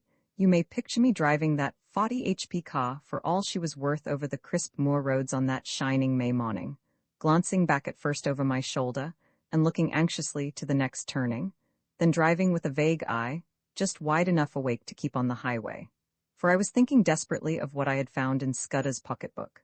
The little man had told me a pack of lies. All his yarns about the Balkans and the Jew anarchists and the Foreign Office Conference were eyewash, and so was Carolide's. And yet not quite, as you shall hear. I had staked everything on my belief in his story, and had been let down. Here was his book telling me a different tale, and instead of being once bitten, twice shy, I believed it absolutely. Why, I don't know. It rang desperately true, and the first yarn, if you understand me, had been in a queer way true also in spirit. The 15th day of June was going to be a day of destiny, a bigger destiny than the killing of a dago. It was so big that I didn't blame Scudder for keeping me out of the game and wanting to play a lone hand. That, I was pretty clear, was his intention. He had told me something which sounded big enough, but the real thing was so immortally big that he, the man who had found it out, wanted it all for himself. I didn't blame him. It was risks, after all, that he was chiefly greedy about. The whole story was in the notes, with gaps, you understand, which he would have filled up from his memory. He stuck down his authorities, too, and had an odd trick of giving them all a numerical value, and then striking a balance, which stood for the reliability of each stage in the yarn. The 4 names he had printed were authorities, and there was a man, Duck Rusney, who got 5 out of a possible 5, and another fellow, Amos Fott, who got 3. The bare bones of the tale were all that was in the book, these, and one queer phrase which occurred half a dozen times in side brackets. 39 steps was the phrase, and at its last time of use it ran, 39 steps, I counted them, high tide 10:17 p.m. I could make nothing of that. The first thing I learned was that it was no question of preventing a war. That was coming, as sure as Christmas, had been arranged, said Scudder, ever since February 1912. Carolide's was going to be the occasion. He was booked all right, and was to hand in his checks on June 14th, 2 weeks and 4 days from that May morning. I gathered from Scudder's notes that nothing on earth could prevent that. His talk of Epirot gods that would skin their own grandmothers was all billy-o. The second thing was that this war was going to come as a mighty surprise to Britain. Carolide's death would set the Balkans by the ears, and then Vienna would chip in with an ultimatum. Russia wouldn't like that, and there would be high words. But Berlin would play the peacemaker and pour oil on the waters, till suddenly she would find a good cause for a quarrel, pick it up, and in 5 hours let fly at us. That was the idea, and a pretty good one, too. Honey and fair speeches, and then a stroke in the dock. While we were talking about the goodwill and good intentions of Germany, our coast would be silently ringed with mines, and submarines would be waiting for every battleship. But all this depended upon the third thing, which was due to happen on June 15th. I would never have grasped this if I hadn't once happened to meet a French staff officer, coming back from West Africa, who had told me a lot of things. One was that, in spite of all the nonsense talked in Parliament, there was a real working alliance between France and Britain, and that the two general staffs met every now and then and made plans for joint action in case of war. Well, in June, a very great swell was coming over from Paris, and he was going to get nothing less than a statement of the disposition of the British Home Fleet on mobilization. At least I gathered it was something like that. Anyhow, it was something uncommonly important. But on the 15th day of June, there were to be others in London, others, at whom I could only guess. Scudder was content to call them collectively the Black Stone. They represented not our allies, but our deadly foes, and the information, destined for France, was to be diverted to their pockets. And it was to be used, remember? Used a week or two later, with great guns and swift torpedoes, suddenly in the darkness of a summer night. This was the story I had been deciphering in a back room of a country inn, overlooking a cabbage garden. This was the story that hummed in my brain as I swung in the big touring car from glen to glen. My first impulse had been to write a letter to the Prime Minister, but a little reflection convinced me that that would be useless. Who would believe my tale? I must show a sign, some token in proof, and heaven knew what that could be. Above all, I must keep going myself, ready to act when things got riper, and that was going to be no light job with the police of the British Isles in full cry after me, and the watches of the Black Stone running silently and swiftly on my trail. I had no very clear purpose in my journey, but I steered east by the sun, for I remembered from the map that if I went north, I would come into a region of coal pits and industrial towns. Presently I was down from the moorlands and traversing the broad haw of a river. For miles I ran alongside a park wall, and in a break of the trees I saw a great castle. I swung through little old thatched villages, and over peaceful lowland streams, and past gardens blazing with hawthorn and yellow laburnum. The land was so deep in peace that I could scarcely believe that somewhere behind me were those who sought my life. And that in a month's time, unless I had the almightiest of luck, these round country faces would be pinched and staring, and men would be lying dead in English fields. About midday, I entered a long straggling village and had a mind to stop and eat. Halfway down was the post office, and on the steps of it stood the postmistress and a policeman hard at work conning a telegram. When they saw me they wakened up, and the policeman advanced with raised hand and cried on me to stop. I nearly was fool enough to obey. Then it flashed upon me that the wire had to do with me, that my friends at the inn had come to an understanding, and were united in desiring to see more of me, and that it had been easy enough for them to wire the description of me and the car to 30 villages through which I might pass. I released the brakes just in time. As it was, the policeman made a claw at the hood, and only dropped off when he got my left in his eye.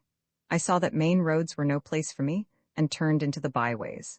It wasn't an easy job without a map, for there was the risk of getting onto a farm road and ending in a duck pond or a stable yard, and I couldn't afford that kind of delay. I began to see what an ass I had been to steal the car. The big green brute would be the safest kind of clue to me over the breadth of Scotland. If I left it and took to my feet, it would be discovered in an hour or two, and I would get no start in the race. The immediate thing to do was to get to the loneliest roads. These I soon found when I struck up a tributary of the big river and got into a glen with steep hills all about me, and a corkscrew road at the end which climbed over a pass. Here I met nobody, but it was taking me too far north, so I slewed east along a bad track and finally struck a big double-line railway. Away below me, I saw another broadish valley, and it occurred to me that if I crossed it, I might find some remote inn to pass the night. The evening was now drawing in, and I was furiously hungry, for I had eaten nothing since breakfast except a couple of buns I had bought from a baker's cart. Just then, I heard a noise in the sky, and lo and behold, there was that infernal aeroplane, flying low, about a dozen miles to the south and rapidly coming towards me. I had the sense to remember that on a bare moor I was at the aeroplane's mercy, and that my only chance was to get to the leafy cover of the valley. Down the hill, I went like blue lightning, screwing my head round, whenever I dared, to watch that damned flying machine. Soon I was on a road between hedges, and dipping to the deep-cut glen of a stream. Then came a bit of thick wood where I slackened speed. Suddenly on my left, I heard the hoot of another car, and realized to my horror that I was almost up on a couple of gateposts through which a private road debouched on the highway. My horn gave an agonized roar, but it was too late. I clapped on my brakes, but my impetus was too great, and there before me a car was sliding athwart my course. In a second there would have been the deuce of a wreck. I did the only thing possible, and ran slap into the hedge on the right, trusting to find something soft beyond. But there I was mistaken. My car slithered through the hedge like butter, and then gave a sickening plunge forward. I saw what was coming, leapt on the seat, and would have jumped out. But a branch of hawthorn got me in the chest, lifted me up and held me, while a ton or two of expensive metal slipped below me, bucked and pitched, and then dropped with an almighty smash 50 feet to the bed of the stream. Slowly that thorn let me go. I subsided first on the hedge, and then very gently on a bower of nettles.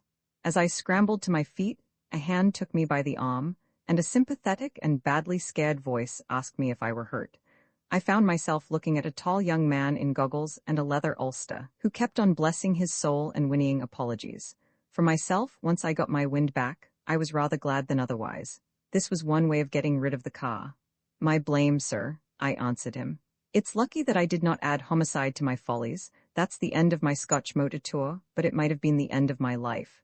He plucked out a watch and studied it. "You're the right sort of fellow," he said. "I can spare a quarter of an hour, and my house is 2 minutes off. I'll see you clothed and fed and snug in bed. Where's your kit, by the way? Is it in the burn along with the car?" "It's in my pocket," I said, brandishing a toothbrush. "I'm a colonial and travel light." "A colonial?" he cried. "By gad, you're the very man I've been praying for. Are you by any blessed chance a free trader?" "I am," said I, without the foggiest notion of what he meant. He patted my shoulder and hurried me into his car. 3 minutes later, we drew up before a comfortable-looking shooting box set among pine trees, and he ushered me indoors. He took me first to a bedroom and flung half a dozen of his suits before me, for my own had been pretty well reduced to rags.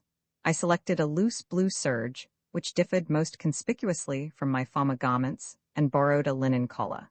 Then he hailed me to the dining room, where the remnants of a meal stood on the table, and announced that I had just 5 minutes to feed. "You can take a snack in your pocket, and we'll have supper when we get back. I've got to be at the Masonic Hall at 8 o'clock, or my agent will comb my hair." I had a cup of coffee and some cold ham, while he yawned away on the hearthrug. "You find me in the deuce of a mess, mister. By the by, you haven't told me your name." "Twiston? Any relation of old Tommy Twiston of the 60th? No?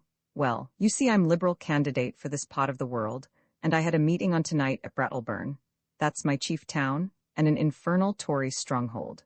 I had got the colonial ex-premier fellow, Crumpleton, coming to speak for me tonight, and had the thing tremendously billed and the whole place ground-baited. This afternoon, I had a wire from the ruffian saying he had got influenza at Blackpool, and here am I left to do the whole thing myself. I had meant to speak for 10 minutes and must now go on for 40, and though I've been racking my brains for 3 hours to think of something, I simply cannot last the costs. Now you've got to be a good chap and help me. You're a free trader and can tell our people what a washout protection is in the colonies. All you fellows have the gift of the gab. I wish to heaven I had it. I'll be forevermore in your debt. I had very few notions about free trade one way or the other, but I saw no other chance to get what I wanted. My young gentleman was far too absorbed in his own difficulties to think how odd it was to ask a stranger who had just missed death by an ace and had lost a 1,000-guinea car to address a meeting for him on the spur of the moment. But my necessities did not allow me to contemplate oddnesses or to pick and choose my supports. "All right," I said. "I'm not much good as a speaker, but I'll tell them a bit about Australia." At my words, the cares of the ages slipped from his shoulders, and he was rapturous in his thanks. He lent me a big driving coat, and never troubled to ask why I had started on a motor tour without possessing an ulster, and as we slipped down the dusty roads, poured into my ears the simple facts of his history. He was an orphan, and his uncle had brought him up. I've forgotten the uncle's name, but he was in the cabinet, and you can read his speeches in the papers. He had gone round the world after leaving Cambridge, and then, being shot of a job, his uncle had advised politics. I gathered that he had no preference in parties. "Good chaps in both," he said cheerfully, "and plenty of blighters, too. I'm Liberal, because my family have always been Whigs." But if he was lukewarm politically, he had strong views on other things. He found out I knew a bit about horses, and jawed away about the Derby entries, and he was full of plans for improving his shooting. Altogether, a very clean, decent, callow young man. As we passed through a little town, 2 policemen signaled us to stop and flashed their lanterns on us. "Beg pardon, Sir Harry," said one, We've got instructions to look out for a cower, and the description's no unlike yours. Righto, said my host, while I thanked Providence for the devious ways I had been brought to safety. After that he spoke no more, for his mind began to labor heavily with his coming speech. His lips kept muttering, his eye wandered, and I began to prepare myself for a second catastrophe. I tried to think of something to say myself, but my mind was dry as a stone. The next thing I knew we had drawn up outside a door in a street, and were being welcomed by some noisy gentlemen with rosettes. The hall had about 500 in it, women mostly, a lot of bald heads, and a dozen or two young men. The chairman, a weaselly minister with a reddish nose, lamented Crumpleton's absence, soliloquized on his influenza, and gave me a certificate as a trusted leader of Australian thought. There were 2 policemen at the door, and I hoped they took note of that testimonial. Then Sir Harry started. I never heard anything like it. He didn't begin to know how to talk. He had about a bushel of notes from which he read, and when he let go of them, he fell into one prolonged stutter. Every now and then, he remembered a phrase he had learned by heart, straightened his back, and gave it off like Henry Irving, and the next moment he was bent double and crooning over his papers. It was the most appalling rot, too. He talked about the German menace, and said it was all a Tory invention to cheat the poor of their rights and keep back the great flood of social reform, but that organized labor realized this and laughed the Tories to scorn. He was all for reducing our navy as a proof of our good faith, and then sending Germany an ultimatum telling her to do the same, or we would knock her into a cocked hat. He said that, but for the Tories, Germany and Britain would be fellow workers in peace and reform. I thought of the little black book in my pocket, a giddy lot Scudder's friends cared for peace and reform. Yet in a queer way, I liked the speech. You could see the niceness of the chap shining out behind the muck with which he had been spoon-fed. Also, it took a load off my mind. I mightn't be much of an orator, but I was 1,000% better than Sir Harry. I didn't get on so badly when it came to my turn. I simply told them all I could remember about Australia, praying there should be no Australian there, all about its Labour Party and emigration, and universal service. I doubt if I remembered to mention free trade, but I said there were no Tories in Australia, only Labour and Liberals. That fetched a cheer, and I woke them up a bit when I started in to tell them the kind of glorious business I thought could be made out of the empire if we really put our backs into it. Altogether, I fancy I was rather a success. The minister didn't like me, though, and when he proposed a vote of thanks, spoke of Sir Harry's speech as statesmanlike and mine as having the eloquence of an emigration agent. When we were in the car again, my host was in wild spirits at having got his job over. A ripping speech, Twiston, he said. Now, you're coming home with me, I'm all alone, and if you'll stop a day or two, I'll show you some very decent fishing. We had a hot supper, and I wanted it pretty badly, and then drank grog in a big cheery smoking room with a crackling wood fire. I thought the time had come for me to put my cards on the table. I saw by this man's eye that he was the kind you can trust. Listen, Sir Harry, I said. I've something pretty important to say to you. You're a good fellow, and I'm going to be frank. Where on earth did you get that poisonous rubbish you talked tonight? His face fell. Was it as bad as that? He asked ruefully. It did sound rather thin. I got most of it out of the Progressive magazine and pamphlets that agent chap of mine keeps sending me, but you surely don't think Germany would ever go to war with us? Ask that question in 6 weeks, and it won't need an answer, I said. If you'll give me your attention for half an hour, I am going to tell you a story. I can see yet that bright room with the deer's heads and the old prints on the walls, Sir Harry standing restlessly on the stone curb of the hearth, and myself lying back in an armchair, speaking. I seemed to be another person, standing aside and listening to my own voice, and judging carefully the reliability of my tale. It was the first time I had ever told anyone the exact truth, so far as I understood it, and it did me no end of good, for it straightened out the thing in my own mind. I blinked no detail. He heard all about Scudder and the milkman and the notebook and my doings in Galloway. Presently he got very excited and walked up and down the hearthrug. So you see, I concluded, you have got here in your house the man that is wanted for the Portland Place murder. Your duty is to send your car for the police and give me up. I don't think I'll get very far. There'll be an accident, and I'll have a knife in my ribs an hour or so after arrest. Nevertheless, it's your duty, as a law-abiding citizen. Perhaps in a month's time you'll be sorry, but you have no cause to think of that. He was looking at me with bright, steady eyes.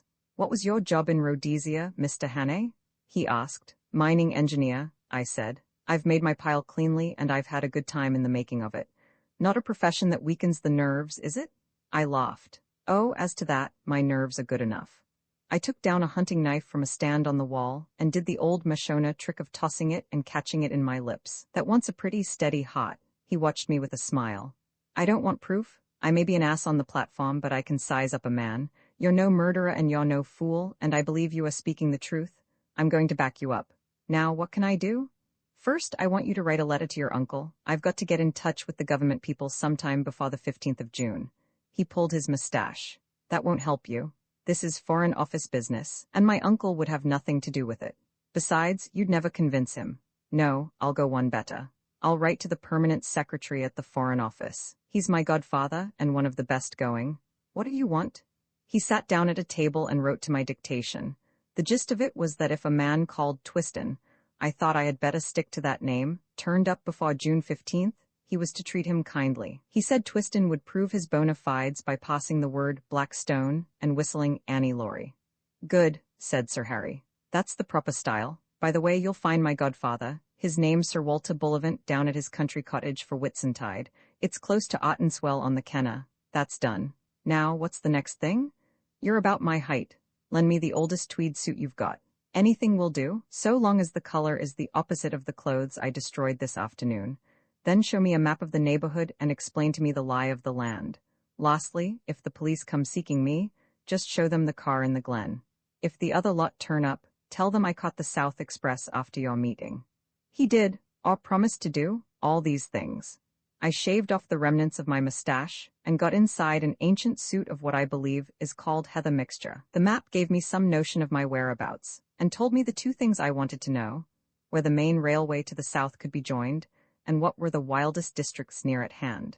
At 2 o'clock, he wakened me from my slumbers in the smoking-room armchair and led me blinking into the dark, starry night. An old bicycle was found in a tool shed and handed over to me. First turn to the right up by the long fir wood, he enjoined. By daybreak, you'll be well into the hills. Then I should pitch the machine into a bog and take to the moors on foot. You can put in a week among the shepherds and be as safe as if you were in New Guinea. I pedaled diligently up steep roads of hill gravel till the skies grew pale with morning. As the mists cleared before the sun, I found myself in a wide green world with glens falling on every side and a faraway blue horizon. Here, at any rate, I could get early news of my enemies. The adventure of the spectacled roadman, I sat down on the very crest of the pass and took stock of my position. Behind me was the road climbing through a long cleft in the hills, which was the upper glen of some notable river. In front was a flat space of maybe a mile, all pitted with bog holes and rough with tussocks, and then beyond it, the road fell steeply down another glen to a plain whose blue dimness melted into the distance. To left and right were round-shouldered green hills as smooth as pancakes, but to the south, that is, the left hand, there was a glimpse of high heathery mountains, which I remembered from the map as the big knot of hill which I had chosen for my sanctuary. I was on the central boss of a huge upland country and could see everything moving for miles. In the meadows below the road half a mile back a cottage smoked, but it was the only sign of human life. Otherwise there was only the calling of plovers and the tinkling of little streams. It was now about 7 o'clock, and as I waited I heard once again that ominous beat in the air. Then I realized that my vantage ground might be in reality a trap. There was no cover for a tomtit in those bald green places. I sat quite still and hopeless while the beat grew louder. Then I saw an aeroplane coming up from the east. It was flying high, but as I looked it dropped several hundred feet and began to circle round the knot of hill in narrowing circles, just as a hawk wheels before it pounces. Now it was flying very low, and now the observer on board caught sight of me. I could see one of the two occupants examining me through glasses. Suddenly it began to rise in swift walls, and the next I knew, it was speeding eastward again, till it became a speck in the blue morning. That made me do some savage thinking. My enemies had located me, and the next thing would be a cordon round me. I didn't know what force they could command, but I was certain it would be sufficient. The aeroplane had seen my bicycle, and would conclude that I would try to escape by the road. In that case, there might be a chance on the moors to the right or left. I wheeled the machine 100 yards from the highway, and plunged it into a moss hole, where it sank among pondweed and water buttercups. Then I climbed to a knoll which gave me a view of the two valleys. Nothing was stirring on the long white ribbon that threaded them. I have said there was not cover in the whole place to hide a rat. As the day advanced, it was flooded with soft, fresh light till it had the fragrant sunniness of the South African veld. At other times I would have liked the place, but now it seemed to suffocate me. The free moorlands were prison walls, and the keen hill air was the breath of a dungeon. I tossed a coin, heads right, tails left, and it fell heads, so I turned to the north. In a little I came to the brow of the ridge which was the containing wall of the pass. I saw the high road for maybe 10 miles, and far down it something that was moving, and that I took to be a motor car. Beyond the ridge I looked on a rolling green moor, which fell away into wooded glens. Now my life on the veld has given me the eyes of a kite, and I can see things for which most men need a telescope. Away down the slope, a couple of miles away, several men were advancing, like a row of beaters at a shoot. I dropped out of sight behind the skyline. That way was shut to me, and I must try the bigger hills to the south beyond the highway. The car I had noticed was getting nearer, but it was still a long way off with some very steep gradients before it. I ran hard, crouching low except in the hollows, and as I ran, I kept scanning the brow of the hill before me. Was it imagination, or did I see figures? 1, 2, perhaps more, moving in a glen beyond the stream? If you are hemmed in on all sides in a patch of land, there is only one chance of escape. You must stay in the patch and let your enemies search it and not find you. That was good sense, but how on earth was I to escape notice in that tablecloth of a place? I would have buried myself to the neck in mud or lain below water or climbed the tallest tree. But there was not a stick of wood, the bog holes were little puddles, the stream was a slender trickle. There was nothing but shot heather and bare hill bent and the white highway. Then in a tiny bite of road, beside a heap of stones, I found the roadman. He had just arrived and was wearily flinging down his hammer. He looked at me with a fishy eye and yawned. "Confound the day I ever left the Herden," he said, as if to the world at large. "There I was my ain maester. Now I'm a slave to the government, tethered to the roadside, why sair een, and a back like a suckle." He took up the hammer, struck a stone, dropped the implement with an oath, and put both hands to his ears. "Mercy on me, my hide's bursten," he cried. He was a wild figure, about my own size but much bent, with a week's beard on his chin, and a pair of big-horn spectacles. "I canna deet," he cried again. "The surveyor maun just report me, I'm for my bed." I asked him what was the trouble, though indeed that was clear enough. "The trouble is that I'm no sober. Last nicht my Dutch to Marin was what it, and they danced till fower in the byre. Me and some ither chiels sat down to the drinkin', and here I am. Pity that I ever look it on the wine when it was red." I agreed with him about bed. "It's easy speakin'," he moaned, "but I got a postcard yestereen sayin' that the new road surveyor would be round the day. He'll come and he'll no find me, or else he'll find me fou, and either way I'm a done man. I'll awa back to my bed and say I'm no weel, but I doot that'll no help me, for they ken my kind o' no weelness." Then I had an inspiration. "Does the new surveyor know you?" I asked. "Know him? He's just been a week at the job. He rins about in a wee motor cower, and would spare the inside udo a welk." "Where's your house?" I asked, and was directed by a wavering finger to the cottage by the stream. "Well, back to your bed," I said, "and sleep in peace. I'll take on your job for a bit and see the surveyor." He stared at me blankly, then, as the notion dawned on his fuddled brain, his face broke into the vacant drunkard's smile. "You're the Billy," he cried. "It'll be easy enuch managed. I've finished that bingo stains, so you needna chap ony mair this forenoon. Just take the barry, and we'll enuch metal free yon quarry doon the road to Mac Anna the Bing the Mon. My name's Alexander Turnbull, and I've been 7 year at the trade, and 20 afore that Herden on Leithen Water. My friends ca' me Ecky, and well Specky, for I wear glasses, being wake I the sicht. Just you speak the surveyor fair, and ca' him sir, and he'll be fell pleased. I'll be back o' midday." I borrowed his spectacles and filthy old hat, stripped off coat, waistcoat, and collar, and gave him them to carry home. Borrowed, too, the foul stump of a clay pipe as an extra property. He indicated my simple tasks, and without more ado set off at an amble bedwards. Bed may have been his chief object, but I think there was also something left in the foot of a bottle. I prayed that he might be safe under cover before my friends arrived on the scene. Then I set to work to dress for the pot. I opened the collar of my shirt. It was a vulgar blue and white check such as ploughmen wear, and revealed a neck as brown as any tinker's. I rolled up my sleeves, and there was a forearm which might have been a blacksmith's, sunburnt and rough with old scars. I got my boots and trouser legs all white from the dust of the road, and hitched up my trousers, tying them with string below the knee. Then I set to work on my face. With a handful of dust, I made a wattmark round my neck, the place where Mr. Turnbull's Sunday ablutions might be expected to stop. I rubbed a good deal of dirt also into the sunburn of my cheeks. A roadman's eyes would no doubt be a little inflamed, so I contrived to get some dust in both of mine, and by dint of vigorous rubbing produced a bleary effect.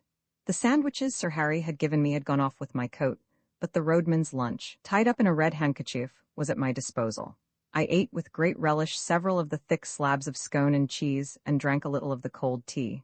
In the handkerchief was a local paper tied with string and addressed to Mr. Turnbull, obviously meant to solace his midday leisure. I did up the bundle again and put the paper conspicuously beside it. My boots did not satisfy me, but by dint of kicking among the stones, I reduced them to the granite-like surface which mocks a roadman's footgear. Then I bit and scraped my fingernails till the edges were all cracked and uneven. The men I was matched against would miss no detail. I broke one of the bootlaces and retied it in a clumsy knot, and loosed the other so that my thick gray socks bulged over the uppers. Still no sign of anything on the road.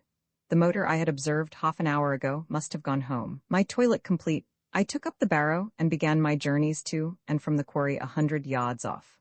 I remember an old scout in Rhodesia, who had done many queer things in his day, once telling me that the secret of playing a pot was to think yourself into it. You could never keep it up, he said, unless you could manage to convince yourself that you were it. So I shut off all other thoughts and switched them on to the road mending. I thought of the little white cottage as my home. I recalled the years I had spent herding on Leithen water. I made my mind dwell lovingly on sleep in a box bed and a bottle of cheap whiskey. Still, nothing appeared on that long white road. Now and then a sheep wandered off the heather to stare at me. A heron flopped down to a pool in the stream and started to fish, taking no more notice of me than if I had been a milestone. On I went, trundling my loads of stone, with the heavy step of the professional. Soon I grew warm, and the dust on my face changed into solid and abiding grit. I was already counting the hours till evening should put a limit to Mr. Turnbull's monotonous toil. Suddenly, a crisp voice spoke from the road, and looking up I saw a little Ford two-seater and a round-faced young man in a bowler hat. "Are you Alexander Turnbull?" he asked. "I am the new county road surveyor. You live at Blackhopefoot and have charge of the section from Laidlabyers to the Rigs? Good. A fair bit of road, Turnbull, and not badly engineered. A little soft about a mile off, and the edges want cleaning. See you look after that. Good morning. You'll know me the next time you see me." Clearly my get-up was good enough for the dreaded surveyor. I went on with my work, and as the morning grew towards noon, I was cheered by a little traffic. A baker's van breasted the hill, and sold me a bag of ginger biscuits which I stowed in my trouser pockets against emergencies. Then a herd passed with sheep, and disturbed me somewhat by asking loudly, what had become o' Specky? "In bed, why the colic," I replied, and the herd passed on. Just about midday a big car stole down the hill, glided past and drew up 100 yards beyond. Its 3 occupants descended as if to stretch their legs and sauntered towards me. 2 of the men I had seen before from the window of the Galloway Inn, one lean, sharp, and dark, the other comfortable and smiling. The third had the look of a countryman, a vet, perhaps, or a small farmer. He was dressed in ill-cut knickerbockers, and the eye in his head was as bright and wary as a hen's. "Morning," said the last. "That's a fine, easy job o' yours." I had not looked up on their approach, and now, when accosted, I slowly and painfully straightened my back, after the manner of roadmen, spat vigorously, after the manner of the low Scot, and regarded them steadily before replying. I confronted 3 pairs of eyes that missed nothing. "There's waur jobs and there's better," I said sententiously. "I would rather he yours, sittin' a day on your hinderlands on thee cushions. It's you and your muckle cowards that wreck my roads. If we had all wrecks, ye sud be made to mend what ye break." The bright-eyed man was looking at the newspaper lying beside Turnbull's bundle. "I see you get your papers in good time," he said. I glanced at it casually. "Aye, in good time. Seein' that paper cam out last Saturday, I'm just 6 days late." He picked it up, glanced at the superscription, and laid it down again. One of the others had been looking at my boots, and a word in German called the speaker's attention to them. "You've a fine taste in boots," he said. "These were never made by a country shoemaker." "They were not," I said readily. "They were made in London. I got them free the gentleman that was here last year for the shootin'. What was his name now?" And I scratched a forgetful head. Again the sleek one spoke in German. "Let us get on," he said. "This fellow is all right." They asked one last question. "Did you see anyone pass early this morning? He might be on a bicycle or he might be on foot." I very nearly fell into the trap and told a story of a bicyclist hurrying past in the grey dawn, but I had the sense to see my danger. I pretended to consider very deeply. I wasner up very early, I said. Ye see, my dochter was married last nisht, and we keepit it up late. I opened the house door about 7, and there was nobody on the road then. Since I came up here, there has just been the baker and the Rachel herd, besides you gentlemen. One of them gave me a cigar, which I smelt gingerly and stuck in Turnbull's bundle. They got into their car and were out of sight in 3 minutes. My heart leaped with an enormous relief, but I went on wheeling my stones. It was as well, for 10 minutes later the car returned, one of the occupants waving a hand to me. Those gentry left nothing to chance. I finished Turnbull's bread and cheese, and pretty soon I had finished the stones. The next step was what puzzled me. I could not keep up this road-making business for long. A merciful providence had kept Mr. Turnbull indoors, but if he appeared on the scene there would be trouble. I had a notion that the cordon was still tight round the glen, and that if I walked in any direction I should meet with questioners. But get out I must. No man's nerve could stand more than a day of being spied on. I stayed at my post till 5 o'clock. By that time, I had resolved to go down to Turnbull's cottage at nightfall and take my chance of getting over the hills in the darkness. But suddenly, a new car came up the road and slowed down a yard or two from me. A fresh wind had risen, and the occupant wanted to light a cigarette. It was a touring car, with the tonneau full of an assortment of baggage. One man sat in it, and by an amazing chance I knew him. His name was Marmaduke Jopley, and he was an offense to creation. He was a sort of blood stockbroker, who did his business by toadying eldest sons and rich young peers and foolish old ladies. Marmy was a familiar figure, I understood, at balls and polo weeks and country houses. He was an adroit scandalmonger, and would crawl a mile on his belly to anything that had a title or a million. I had a business introduction to his firm when I came to London, and he was good enough to ask me to dinner at his club. There he showed off at a great rate, and patted about his duchesses, till the snobbery of the creature turned me sick. I asked a man afterwards why nobody kicked him, and was told that Englishmen reverence the weaker sex. Anyhow, there he was now, nattily dressed, in a fine new car, obviously on his way to visit some of his smart friends. A sudden daftness took me, and in a second I had jumped into the tonneau and had him by the shoulder. "Hullo, Jopley," I sang out. "Well met, my lad." He got a horrid fright, his chin dropped as he stared at me. "Who the devil are you?" he gasped. "My name's Hannay," I said. "From Rhodesia, you remember." "Good God, the murderer," he choked. "Just so, and there'll be a second murder, my dear, if you don't do as I tell you. Give me that coat of yours, that cap too." He did as bid, for he was blind with terror. Over my dirty trousers and vulgar shirt I put on his smart driving coat, which buttoned high at the top and thereby hid the deficiencies of my collar. I stuck the cap on my head and added his gloves to my get-up. The dusty roadman in a minute was transformed into one of the neatest motorists in Scotland. On Mr. Jopley's head I clapped Turnbull's unspeakable hat and told him to keep it there. Then with some difficulty I turned the car. My plan was to go back the road he had come, for the watchers, having seen it before, would probably let it pass unremarked, and Mommy's figure was in no way like mine. "Now, my child," I said, "sit quite still and be a good boy. I mean you no harm. I'm only borrowing your car for an hour or two, but if you play me any tricks, and above all if you open your mouth, as sure as there's a God above me, I'll wring your neck. Savez?" I enjoyed that evening's ride. We ran 8 miles down the valley, through a village or two, and I could not help noticing several strange-looking folk lounging by the roadside. These were the watchers who would have had much to say to me if I had come in other garb or company. As it was, they looked incuriously on.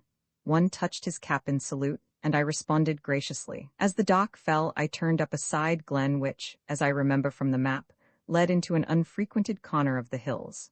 Soon the villages were left behind, then the farms, and then even the wayside cottage. Presently we came to a lonely moor where the night was blackening the sunset gleam in the bog pools. Here we stopped, and I obligingly reversed the car and restored to Mr. Jopley his belongings. "1,000 thanks," I said. "There's more use in you than I thought. Now be off and find the police." As I sat on the hillside, watching the daylight dwindle, I reflected on the various kinds of crime I had now sampled. Contrary to general belief, I was not a murderer, but I had become an unholy liar, a shameless impostor, and a highwayman with a marked taste for expensive motorcars. VI the adventure of the bald archaeologist, I spent the night on a shelf of the hillside, in the lee of a boulder where the heather grew long and soft. It was a cold business, for I had neither coat nor waistcoat. These were in Mr. Turnbull's keeping, as was Scudder's little book, my watch and, worst of all, my pipe and tobacco pouch. Only my money accompanied me in my belt, and about half a pound of ginger biscuits in my trousers pocket. I supped off half those biscuits, and by worming myself deep into the heather got some kind of warmth. My spirits had risen, and I was beginning to enjoy this crazy game of hide-and-seek. So far, I had been miraculously lucky. The milkman, the literary innkeeper, Sir Harry, the roadman, and the idiotic mommy were all pieces of undeserved good fortune. Somehow the first success gave me a feeling that I was going to pull the thing through. My chief trouble was that I was desperately hungry. When a Jew shoots himself in the city, and there is an inquest, the newspapers usually report that the deceased was well-nourished. I remember thinking that they would not call me well-nourished if I broke my neck in a bog hole. I lay and tortured myself, for the ginger biscuits merely emphasized the aching void, with the memory of all the good food I had thought so little of in London. There were Paddock's crisp sausages, and fragrant shavings of bacon, and shapely poached eggs. How often I had turned up my nose at them. There were the cutlets they did at the club, and a particular ham that stood on the cold table, for which my soul lusted. My thoughts hovered over all varieties of mottled edible, and finally settled on a porterhouse steak, and a quart of bitter with a Welsh rabbit to follow. In longing hopelessly for these dainties, I fell asleep.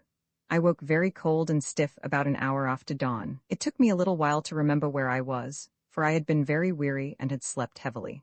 I saw first the pale blue sky through a net of heather, then a big shoulder of hill, and then my own boots placed neatly in a bleaberry bush. I raised myself on my arms and looked down into the valley, and that one look set me lacing up my boots in mad haste. For there were men below, not more than a quarter of a mile off, spaced out on the hillside like a fan, and beating the heather. Mommy had not been slow in looking for his revenge. I crawled out of my shelf into the cover of a boulder, and from it gained a shallow trench which slanted up the mountain face. This led me presently into the narrow gully of a burn, by way of which I scrambled to the top of the ridge. From there I looked back, and saw that I was still undiscovered. My pursuers were patiently quartering the hillside and moving upwards. Keeping behind the skyline, I ran for maybe half a mile, till I judged I was above the uppermost end of the glen. Then I showed myself, and was instantly noted by one of the flankers, who passed the word to the others. I heard cries coming up from below, and saw that the line of search had changed its direction. I pretended to retreat over the skyline, but instead went back the way I had come, and in 20 minutes was behind the ridge overlooking my sleeping place. From that viewpoint, I had the satisfaction of seeing the pursuit streaming up the hill at the top of the glen on a hopelessly false scent. I had before me a choice of routes, and I chose a ridge which made an angle with the one I was on, and so would soon put a deep glen between me and my enemies. The exercise had warmed my blood, and I was beginning to enjoy myself amazingly. As I went, I breakfasted on the dusty remnants of the ginger biscuits. I knew very little about the country, and I hadn't a notion what I was going to do. I trusted to the strength of my legs, but I was well aware that those behind me would be familiar with the lie of the land, and that my ignorance would be a heavy handicap. I saw in front of me a sea of hills, rising very high towards the south, but northwards breaking down into broad ridges which separated wide and shallow dales. The ridge I had chosen seemed to sink after a mile or two to a moor, which lay like a pocket in the uplands. That seemed as good a direction to take as any other. My stratagem had given me a fair start, call it 20 minutes, and I had the width of a glen behind me before I saw the first heads of the pursuers. The police had evidently called in local talent to their aid, and the men I could see had the appearance of herds or gamekeepers. They hallooed at the sight of me, and I waved my hand. Two dived into the glen and began to climb my ridge, while the others kept their own side of the hill.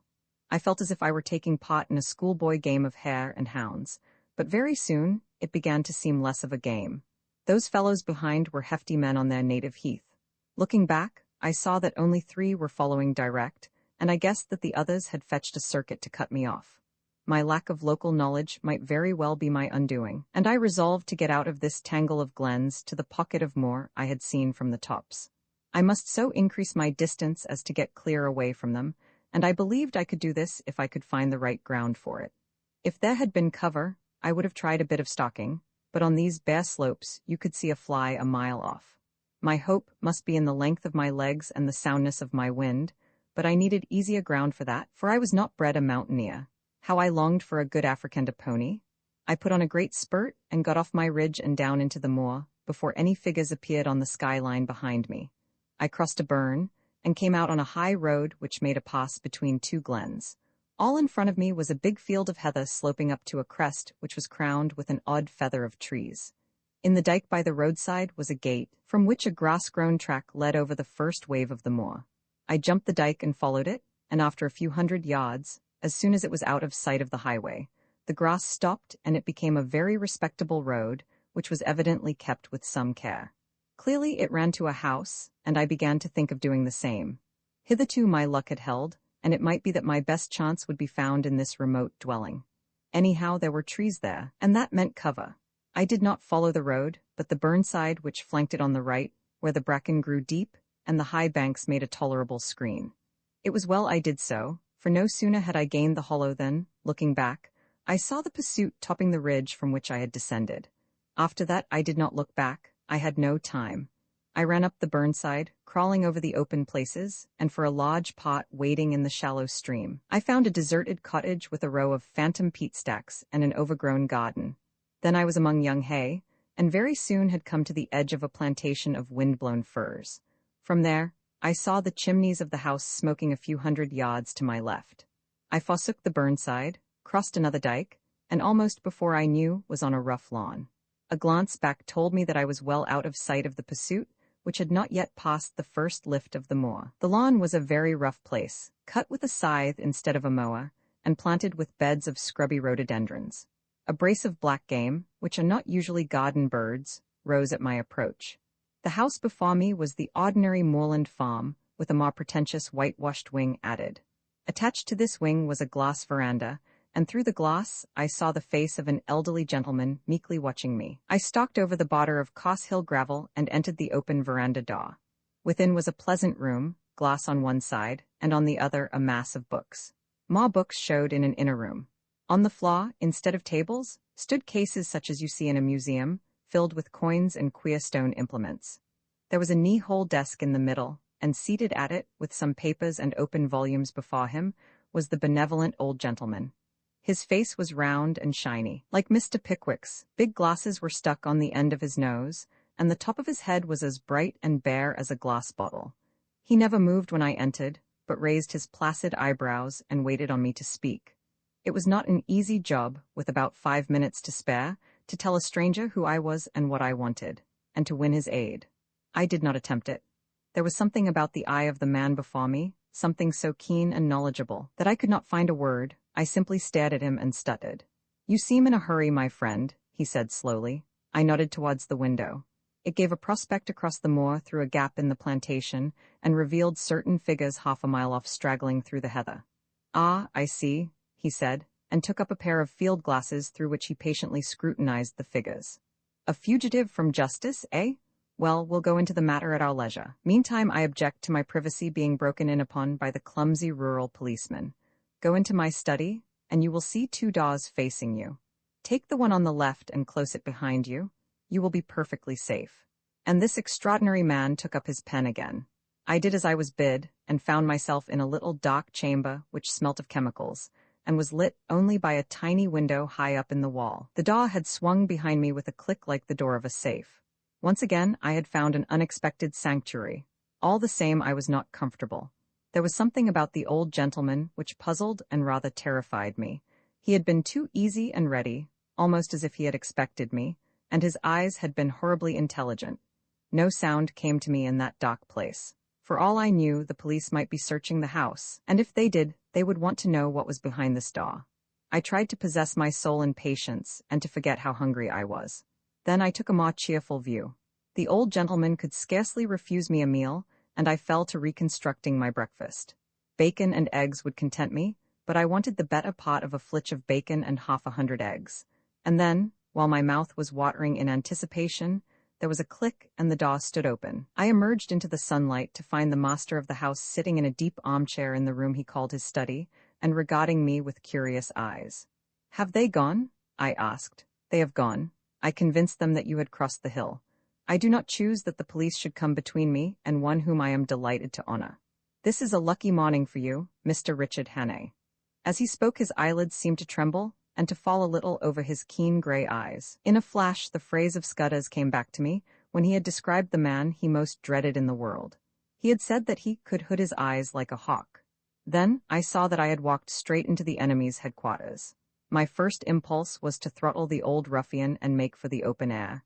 He seemed to anticipate my intention, for he smiled gently and nodded to the door behind me. I turned and saw two menservants who had me covered with pistols. He knew my name, but he had never seen me before, and as the reflection darted across my mind, I saw a slender chance. "I don't know what you mean," I said roughly. "And who are you calling Richard Hannay? My name's Ainsley." "So," he said, still smiling, "but of course you have others, we won't quarrel about a name." I was pulling myself together now, and I reflected that my garb, lacking coat and waistcoat and collar, would at any rate not betray me. I put on my surliest face and shrugged my shoulders. "I suppose you're going to give me up after all, and I call it a damned dirty trick. My God, I wish I had never seen that cursed motor car. Here's the money and be damned to you." And I flung 4 sovereigns on the table. He opened his eyes a little. "Oh no, I shall not give you up. My friends and I will have a little private settlement with you, that is all. You know a little too much, Mr. Hannay. You are a clever actor, but not quite clever enough." He spoke with assurance, but I could see the dawning of a doubt in his mind. "Oh, for God's sake stop jawing," I cried. "Everything's against me. I haven't had a bit of luck since I came on shore at Leith. What's the harm in a poor devil with an empty stomach picking up some money he finds in a bust-up motor car? That's all I done, and for that, I've been chivied for 2 days by those blasted bobbies over those blasted hills. I tell you I'm fair sick of it. You can do what you like, old boy. Ned Ainsley's got no fight left in him." I could see that the doubt was gaining. "Will you oblige me with the story of your recent doings?" he asked. "I can't, governor," I said in a real beggar's whine. "I've not had a bite to eat for 2 days. Give me a mouthful of food, and then you'll hear God's truth." I must have showed my hunger in my face, for he signaled to one of the men in the doorway. A bit of cold pie was brought and a glass of beer, and I wolfed them down like a pig, or rather, like Ned Ainsley, for I was keeping up my character. In the middle of my meal he spoke suddenly to me in German, but I turned on him a face as blank as a stone wall. Then I told him my story, how I had come off an Archangel ship at Leith a week ago, and was making my way overland to my brother at Wigtown. I had run short of cash. I hinted vaguely at a spree, and I was pretty well on my uppers when I had come on a hole in a hedge and, looking through, had seen a big motor car lying in the burn.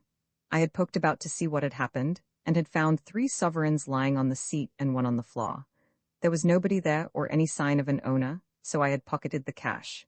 But somehow the law had got after me. When I had tried to change a sovereign in a baker's shop, the woman had cried on the police, and a little later, when I was washing my face in a burn, I had been nearly gripped, and had only got away by leaving my coat and waistcoat behind me. "They can have the money back," I cried, "for a fat lot of good it's done me. Those parishes are all down on a poor man. Now, if it had been you, governor, that had found the quids, nobody would have troubled you."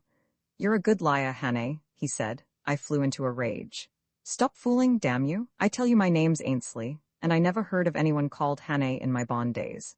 I'd sooner have the police than you with your Hannays and your monkey-faced pistol tricks. No, governor, I beg pardon, I don't mean that. I'm much obliged to you for the grub, and I'll thank you to let me go now the coast's clear." It was obvious that he was badly puzzled. You see, he had never seen me, and my appearance must have altered considerably from my photographs, if he had got one of them. I was pretty smart and well-dressed in London, and now I was a regular tramp. "I do not propose to let you go. If you are what you say you are, you will soon have a chance of clearing yourself. If you are what I believe you are, I do not think you will see the light much longer." He rang a bell, and a 3rd servant appeared from the veranda. "I want the Lanchester in 5 minutes," he said. "There will be 3 to luncheon." Then he looked steadily at me, and that was the hardest ordeal of all. There was something weird and devilish in those eyes, cold, malignant, unearthly, and most hellishly clever.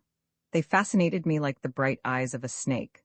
I had a strong impulse to throw myself on his mercy and offer to join his side, and if you consider the way I felt about the whole thing, you will see that that impulse must have been purely physical, the weakness of a brain mesmerized and mastered by a stronger spirit, but I managed to stick it out and even to grin. "You'll know me next time, governor," I said. "Call," he spoke in German to one of the men in the doorway. "You will put this fellow in the storeroom till I return, and you will be answerable to me for his keeping." I was marched out of the room with a pistol at each ear. The storeroom was a damp chamber in what had been the old farmhouse. There was no carpet on the uneven floor, and nothing to sit down on but a school form. It was black as pitch, for the windows were heavily shuttered. I made out by groping that the walls were lined with boxes and barrels and sacks of some heavy stuff. The whole place smelt of mold and disuse. My jailers turned the key in the door, and I could hear them shifting their feet as they stood on guard outside. I sat down in that chilly darkness in a very miserable frame of mind. The old boy had gone off in a motor to collect the 2 ruffians who had interviewed me yesterday. Now, they had seen me as the roadman, and they would remember me, for I was in the same rig.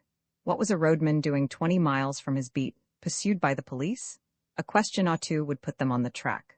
Probably they had seen Mr. Turnbull, probably Mommy too. Most likely they could link me up with Sir Harry, and then the whole thing would be crystal clear. What chance had I in this moorland house with 3 desperados and their armed servants? I began to think wistfully of the police, now plodding over the hills after my wraith. They at any rate were fellow countrymen and honest men, and their tender mercies would be kinder than these ghoulish aliens, but they wouldn't have listened to me.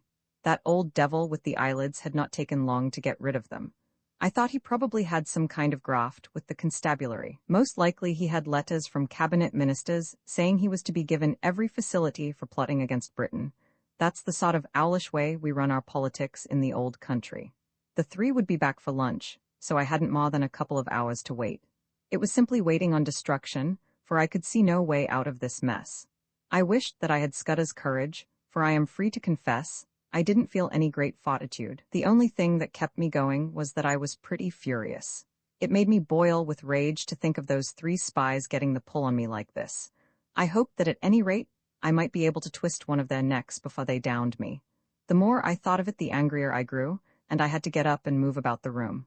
I tried the shutters, but they were the kind that lock with a key, and I couldn't move them. From the outside came the faint clucking of hens in the warm sun. Then I groped among the sacks and boxes.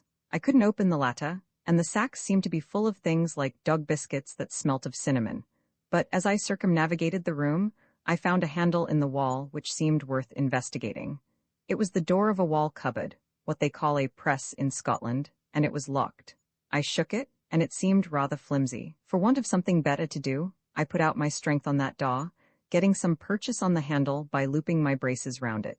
Presently the thing gave with a crash which I thought would bring in my waters to inquire. I waited for a bit, and then started to explore the cupboard shelves. There was a multitude of queer things there. I found an odd vesta or 2 in my trouser pockets and struck a light. It was out in a second, but it showed me one thing. There was a little stock of electric torches on one shelf. I picked up one and found it was in working order.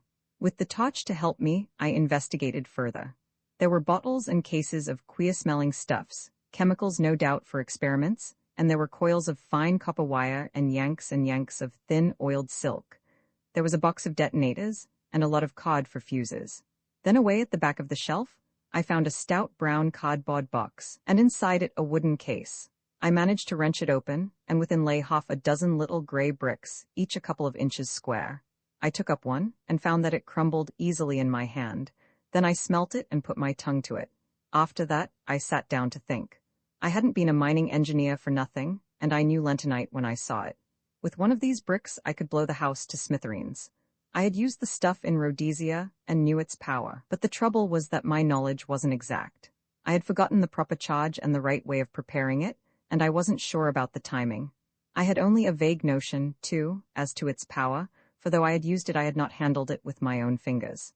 But it was a chance, the only possible chance. It was a mighty risk, but against it was an absolute black certainty. If I used it, the odds were, as I reckoned, about 5 to 1 in favor of my blowing myself into the treetops. But if I didn't, I should very likely be occupying a 6-foot hole in the garden by the evening. That was the way I had to look at it. The prospect was pretty dark either way, but anyhow there was a chance, both for myself and for my country. The remembrance of little Scudder decided me. It was about the beastliest moment of my life, for I'm no good at these cold-blooded resolutions. Still, I managed to rake up the pluck to set my teeth and choke back the horrid doubts that flooded in on me. I simply shut off my mind and pretended I was doing an experiment as simple as Guy Fawkes fireworks. I got a detonator and fixed it to a couple of feet of fuse.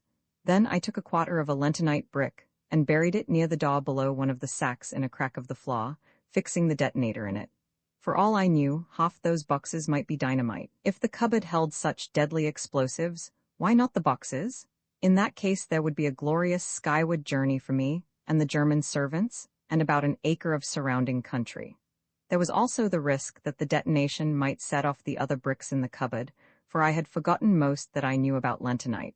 But it didn't do to begin thinking about the possibilities. The odds were horrible, but I had to take them. I ensconced myself just below the sill of the window and lit the fuse.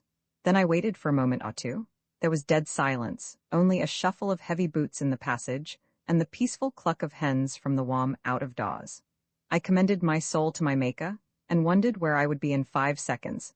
A great wave of heat seemed to surge upwards from the floor, and hang for a blistering instant in the air. Then the wall opposite me flashed into a golden yellow, and dissolved with a rending thunder that hammered my brain into a pulp. Something dropped on me, catching the point of my left shoulder. And then I think I became unconscious. My stupor can scarcely have lasted beyond a few seconds. I felt myself being choked by thick yellow fumes, and struggled out of the debris to my feet. Somewhere behind me I felt fresh air. The jambs of the window had fallen, and through the ragged rent the smoke was pouring out to the summer noon. I stepped over the broken lintel, and found myself standing in a yard in a dense and acrid fog.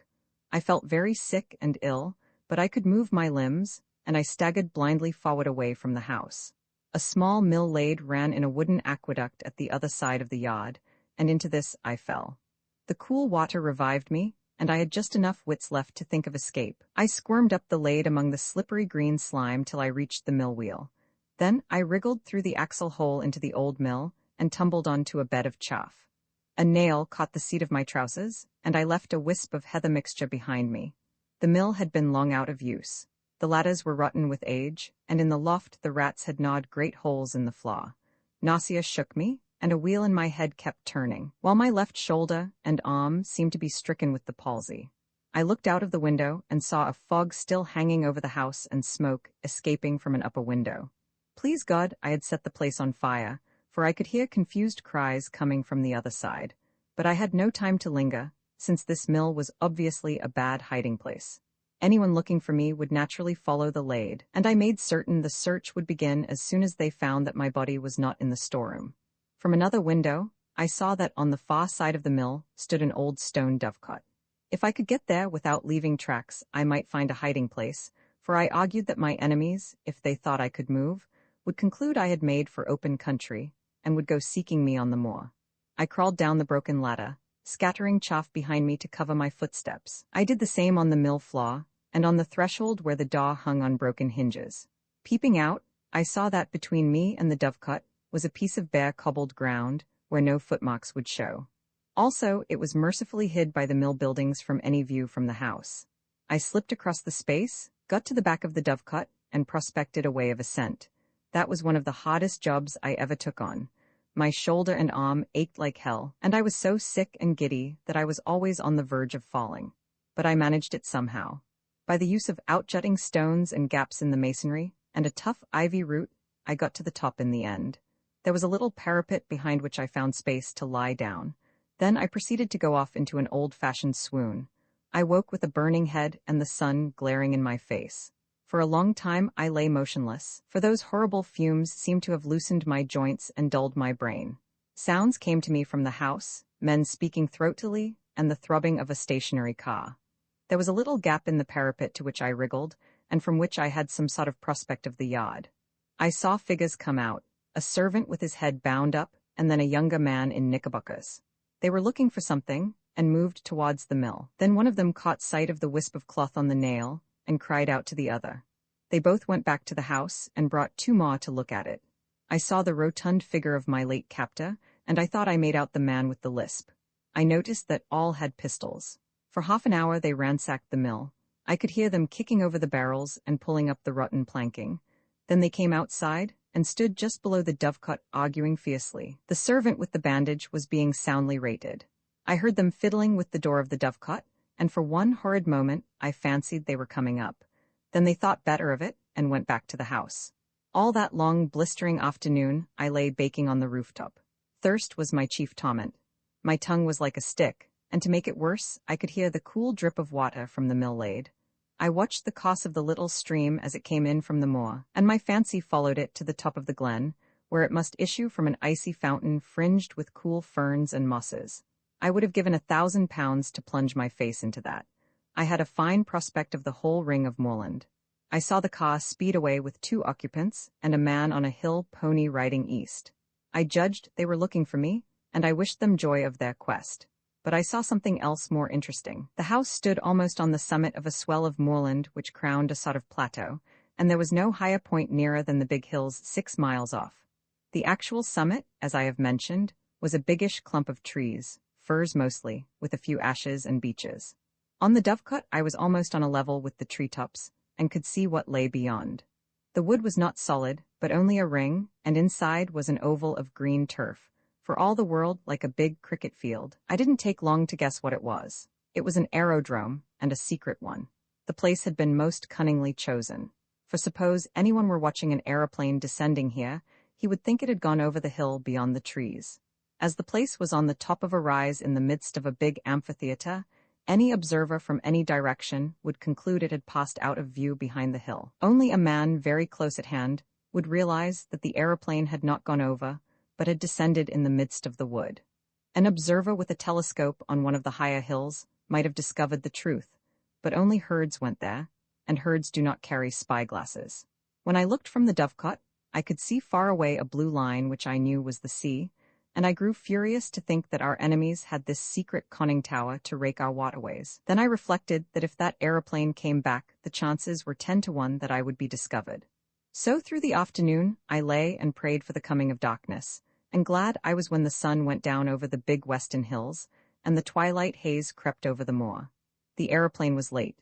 The gloaming was far advanced when I heard the beat of wings and saw it volplaning downward to its home in the wood. Lights twinkled for a bit, and there was much coming and going from the house. Then the dark fell, and silence. Thank God it was a black night. The moon was well on its last quarter and would not rise till late. My thirst was too great to allow me to tarry, so about 9 o'clock, so far as I could judge, I started to descend. It wasn't easy, and halfway down I heard the back door of the house open, and saw the gleam of a lantern against the mill wall. For some agonizing minutes I hung by the ivy, and prayed that whoever it was would not come round by the dovecot. Then the light disappeared, and I dropped as softly as I could on to the hard soil of the yard. I crawled on my belly in the lee of a stone dike till I reached the fringe of trees which surrounded the house. If I had known how to do it, I would have tried to put that aeroplane out of action, but I realized that any attempt would probably be futile. I was pretty certain that there would be some kind of defense round the house, so I went through the wood on hands and knees, feeling carefully every inch before me.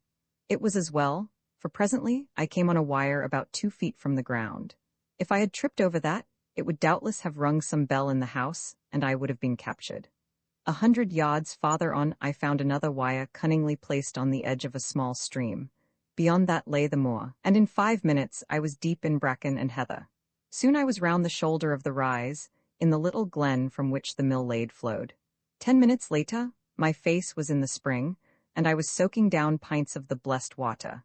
But I did not stop till I had put 6 miles between me and that accursed dwelling. Romans 7, the dry fly fisherman. I sat down on a hilltop and took stock of my position. I wasn't feeling very happy, for my natural thankfulness at my escape was clouded by my severe bodily discomfort. Those lentonite fumes had fairly poisoned me, and the baking hours on the dovecot hadn't helped matters. I had a crushing headache and felt as sick as a cat. Also, my shoulder was in a bad way. At first I thought it was only a bruise, but it seemed to be swelling, and I had no use of my left arm.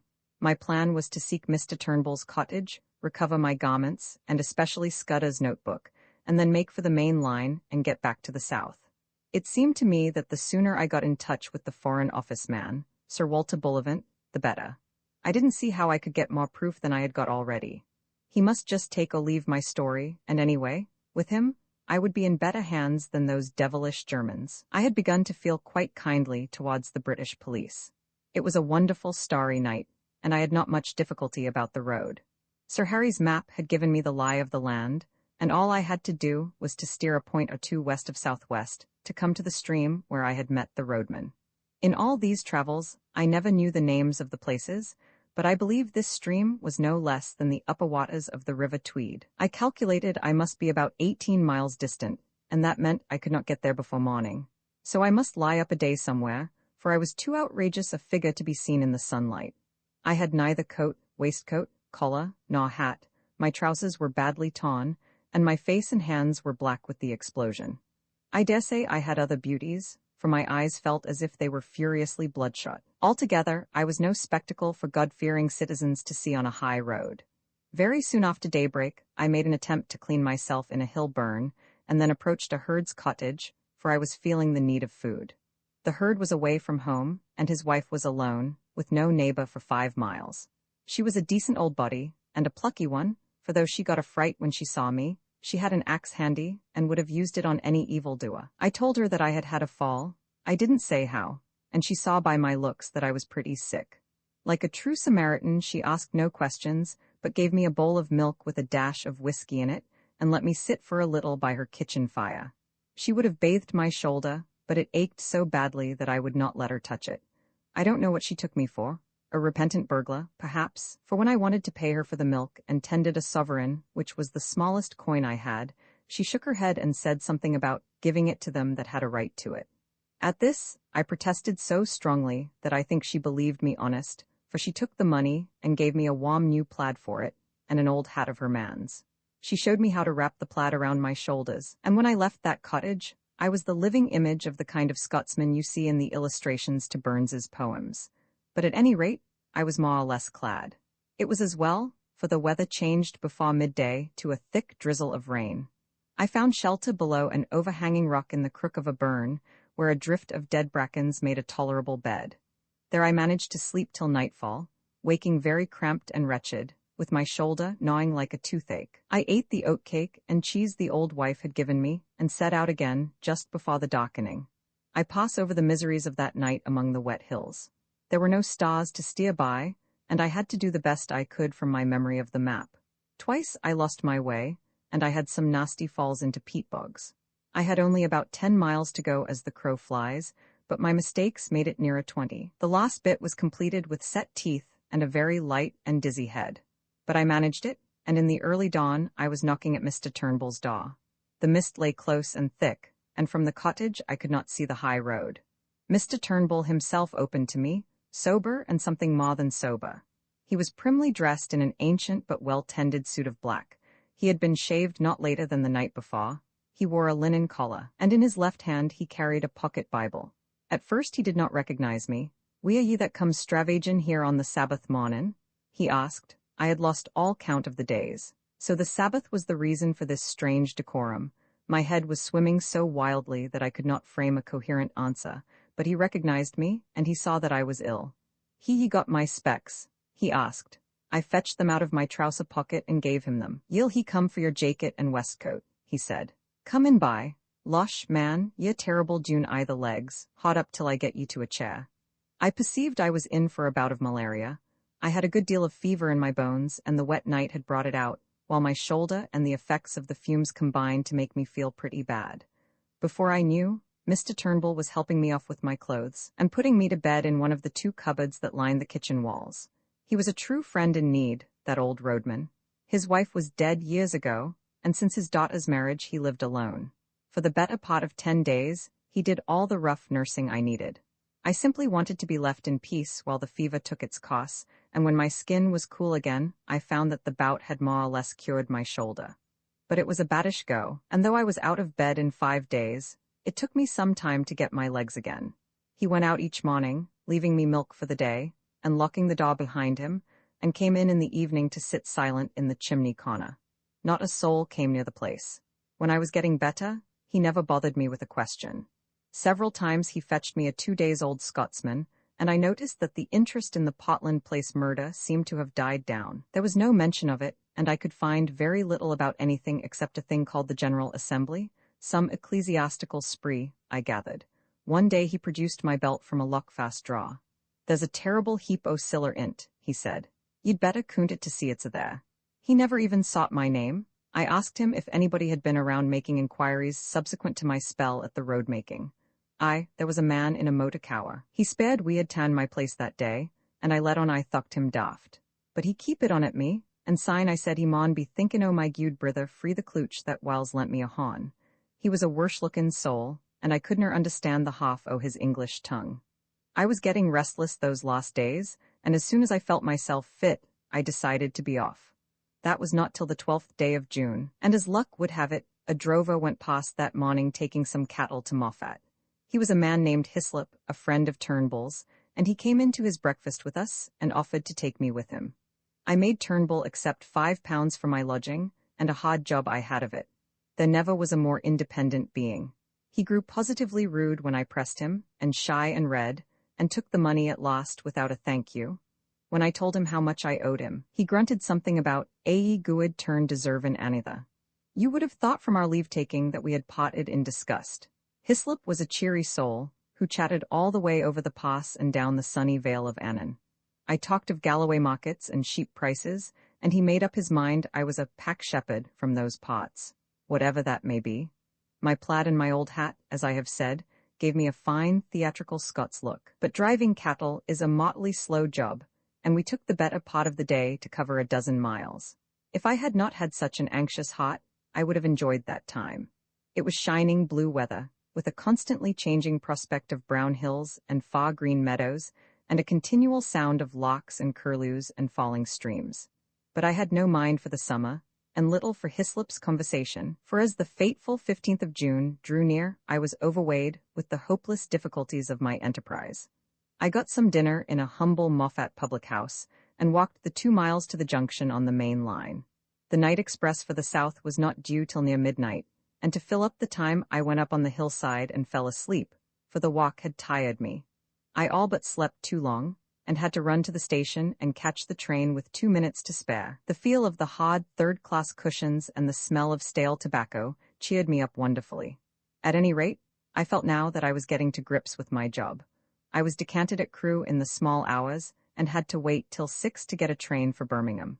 In the afternoon I got to Reading, and changed into a local train which journeyed into the deeps of Berkshire. Presently I was in a land of lush wat meadows and slow reedy streams.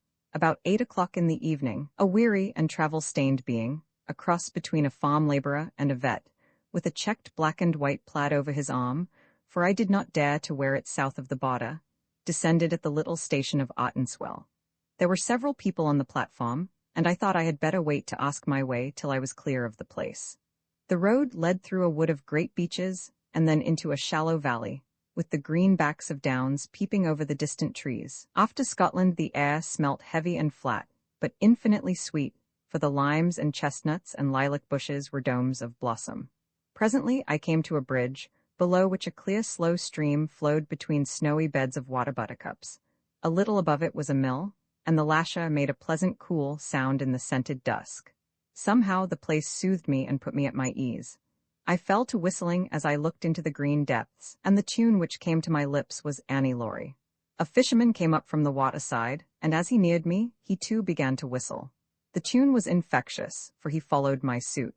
He was a huge man in untidy old flannels and a wide-brimmed hat, with a canvas bag slung on his shoulder. He nodded to me, and I thought I had never seen a shrewder or better-tempered face. He leaned his delicate 10-foot split-cane rod against the bridge, and looked with me at the water. "Clear, isn't it?" he said pleasantly. "I back our Kenner any day against the test. Look at that big fellow. £4 if he's an ounce. But the evening rise is over and you can't tempt him." "I don't see him," said I. "Look there, a yard from the reeds just above that stickle. I've got him now. You might swear he was a black stone." "So," he said, and whistled another bar of Annie Laurie. "Twiston's the name, isn't it?" he said over his shoulder, his eyes still fixed on the stream.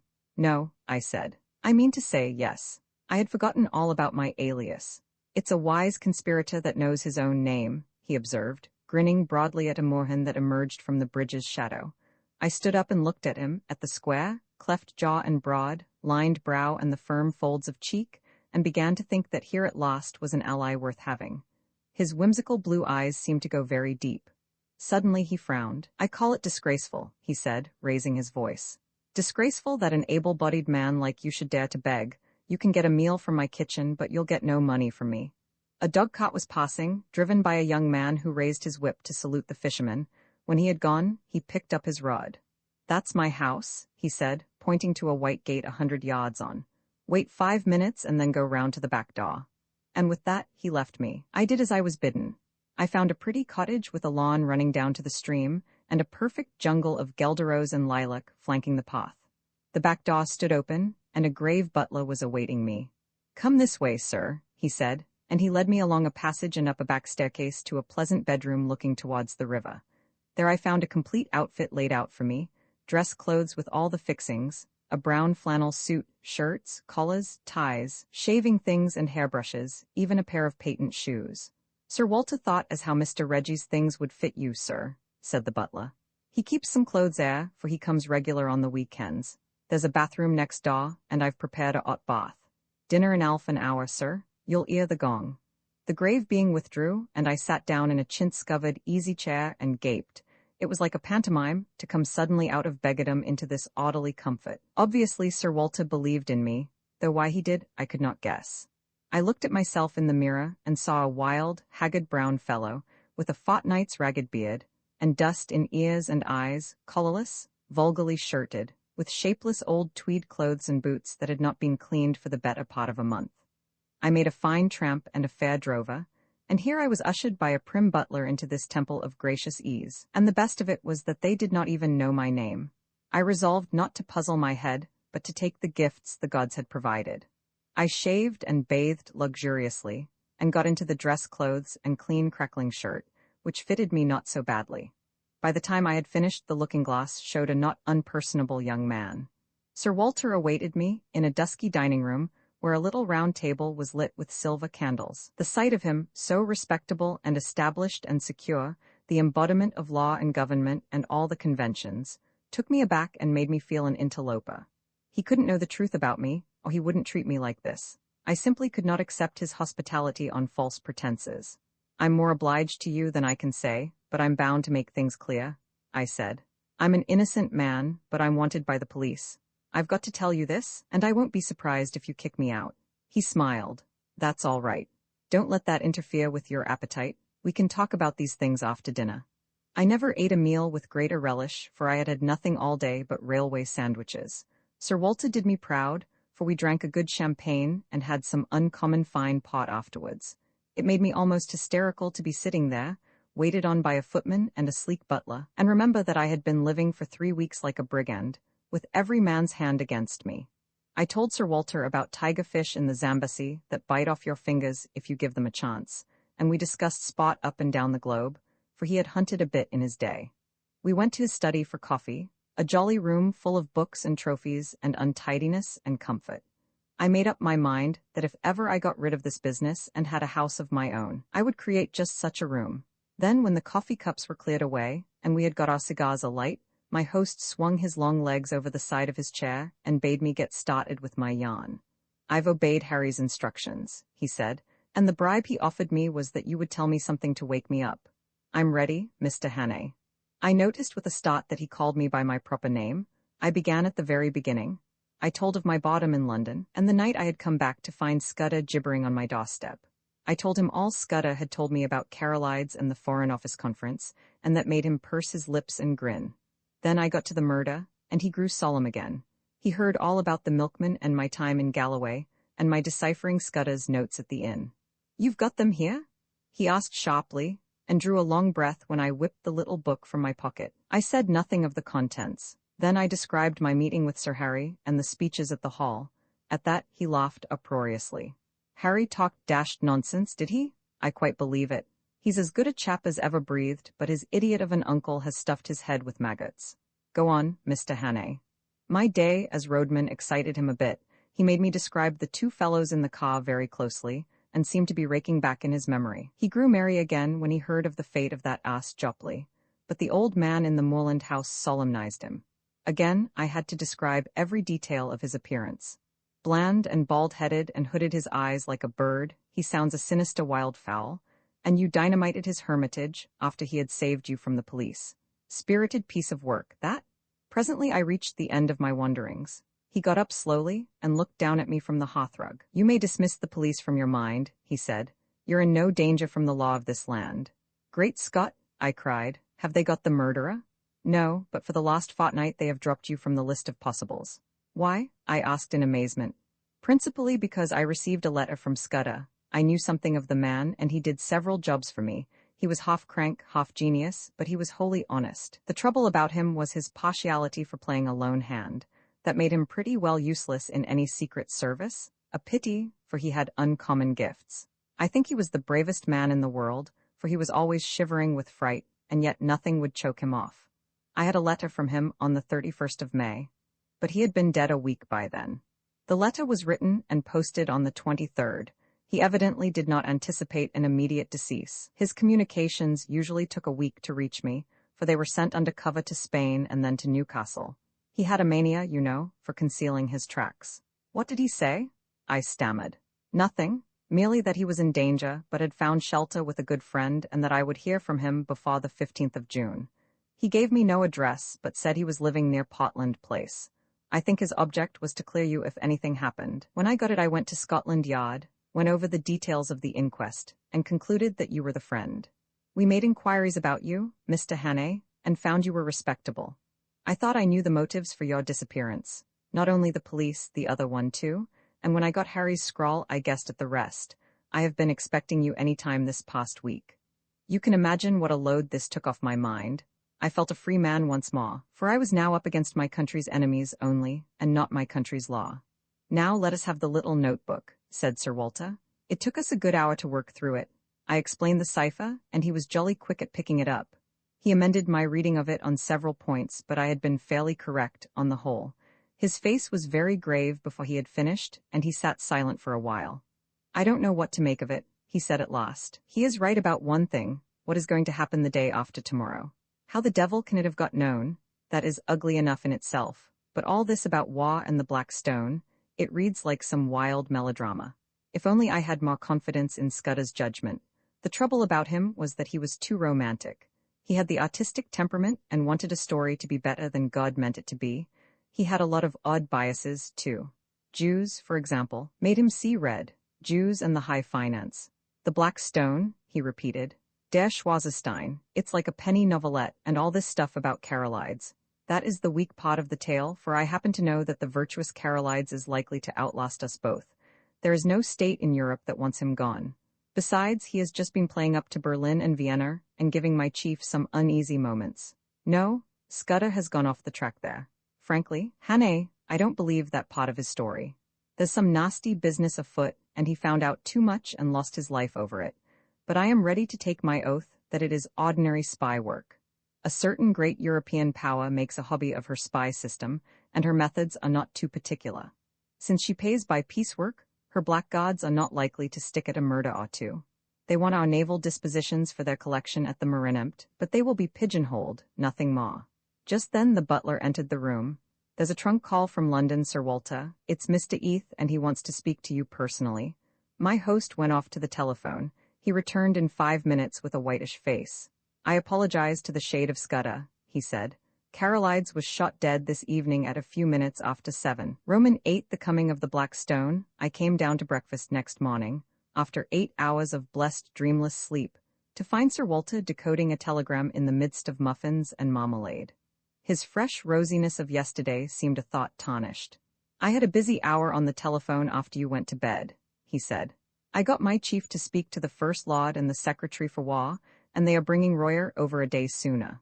This wire clinches it. He will be in London at 5.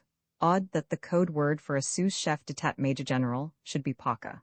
He directed me to the hot dishes and went on. Not that I think it will do much good. If your friends were clever enough to find out the first arrangement, they are clever enough to discover the change. I would give my head to know where the leak is. We believed there were only 5 men in England who knew about Royer's visit, and you may be certain there were fewer in France, for they manage these things better there. While I ate, he continued to talk, making me to my surprise a present of his full confidence. Can the dispositions not be changed? I asked. They could, he said, but we want to avoid that if possible. They are the result of immense thought, and no alteration would be as good. Besides, on 1 or 2 points change is simply impossible. Still, something could be done, I suppose, if it were absolutely necessary. But you see the difficulty. Hannay, our enemies are not going to be such fools as to pick Royer's pocket or any childish game like that. They know that would mean a row and put us on our guard. Their aim is to get the details, without any one of us knowing, so that Royer will go back to Paris in the belief that the whole business is still deadly secret. If they can't do that, they fail, for, once we suspect, they know that the whole thing must be altered. Then we must stick by the Frenchman's side till he is home again, I said. If they thought they could get the information in Paris, they would try there. It means that they have some deep scheme on foot in London, which they reckon is going to win out. Roya dines with my chief, and then comes to my house where 4 people will see him, Whittaker from the Admiralty, myself, Sir Arthur Drew, and General Winstanley. The First Lord is ill, and has gone to Sheringham. At my house he will get a certain document from Whittaker, and after that he will be motored to Portsmouth where a destroyer will take him to Havre.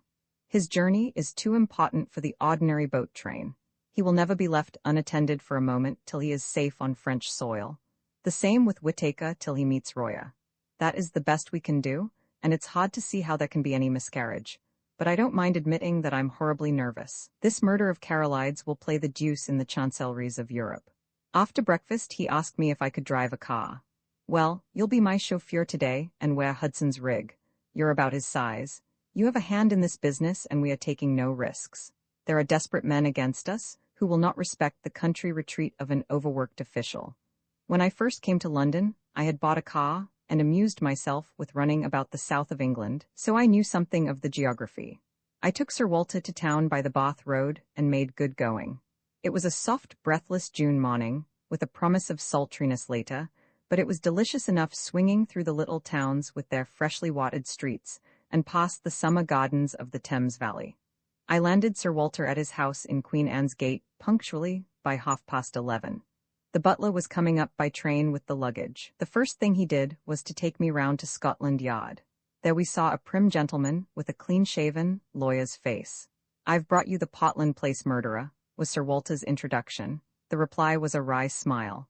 It would have been a welcome present, Bullivant. This, I presume, is Mr. Richard Hannay, who for some days greatly interested my department.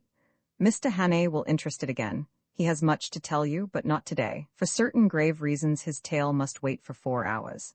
Then, I can promise you, you will be entertained and possibly edified. I want you to assure Mr. Hannay that he will suffer no further inconvenience. This assurance was promptly given.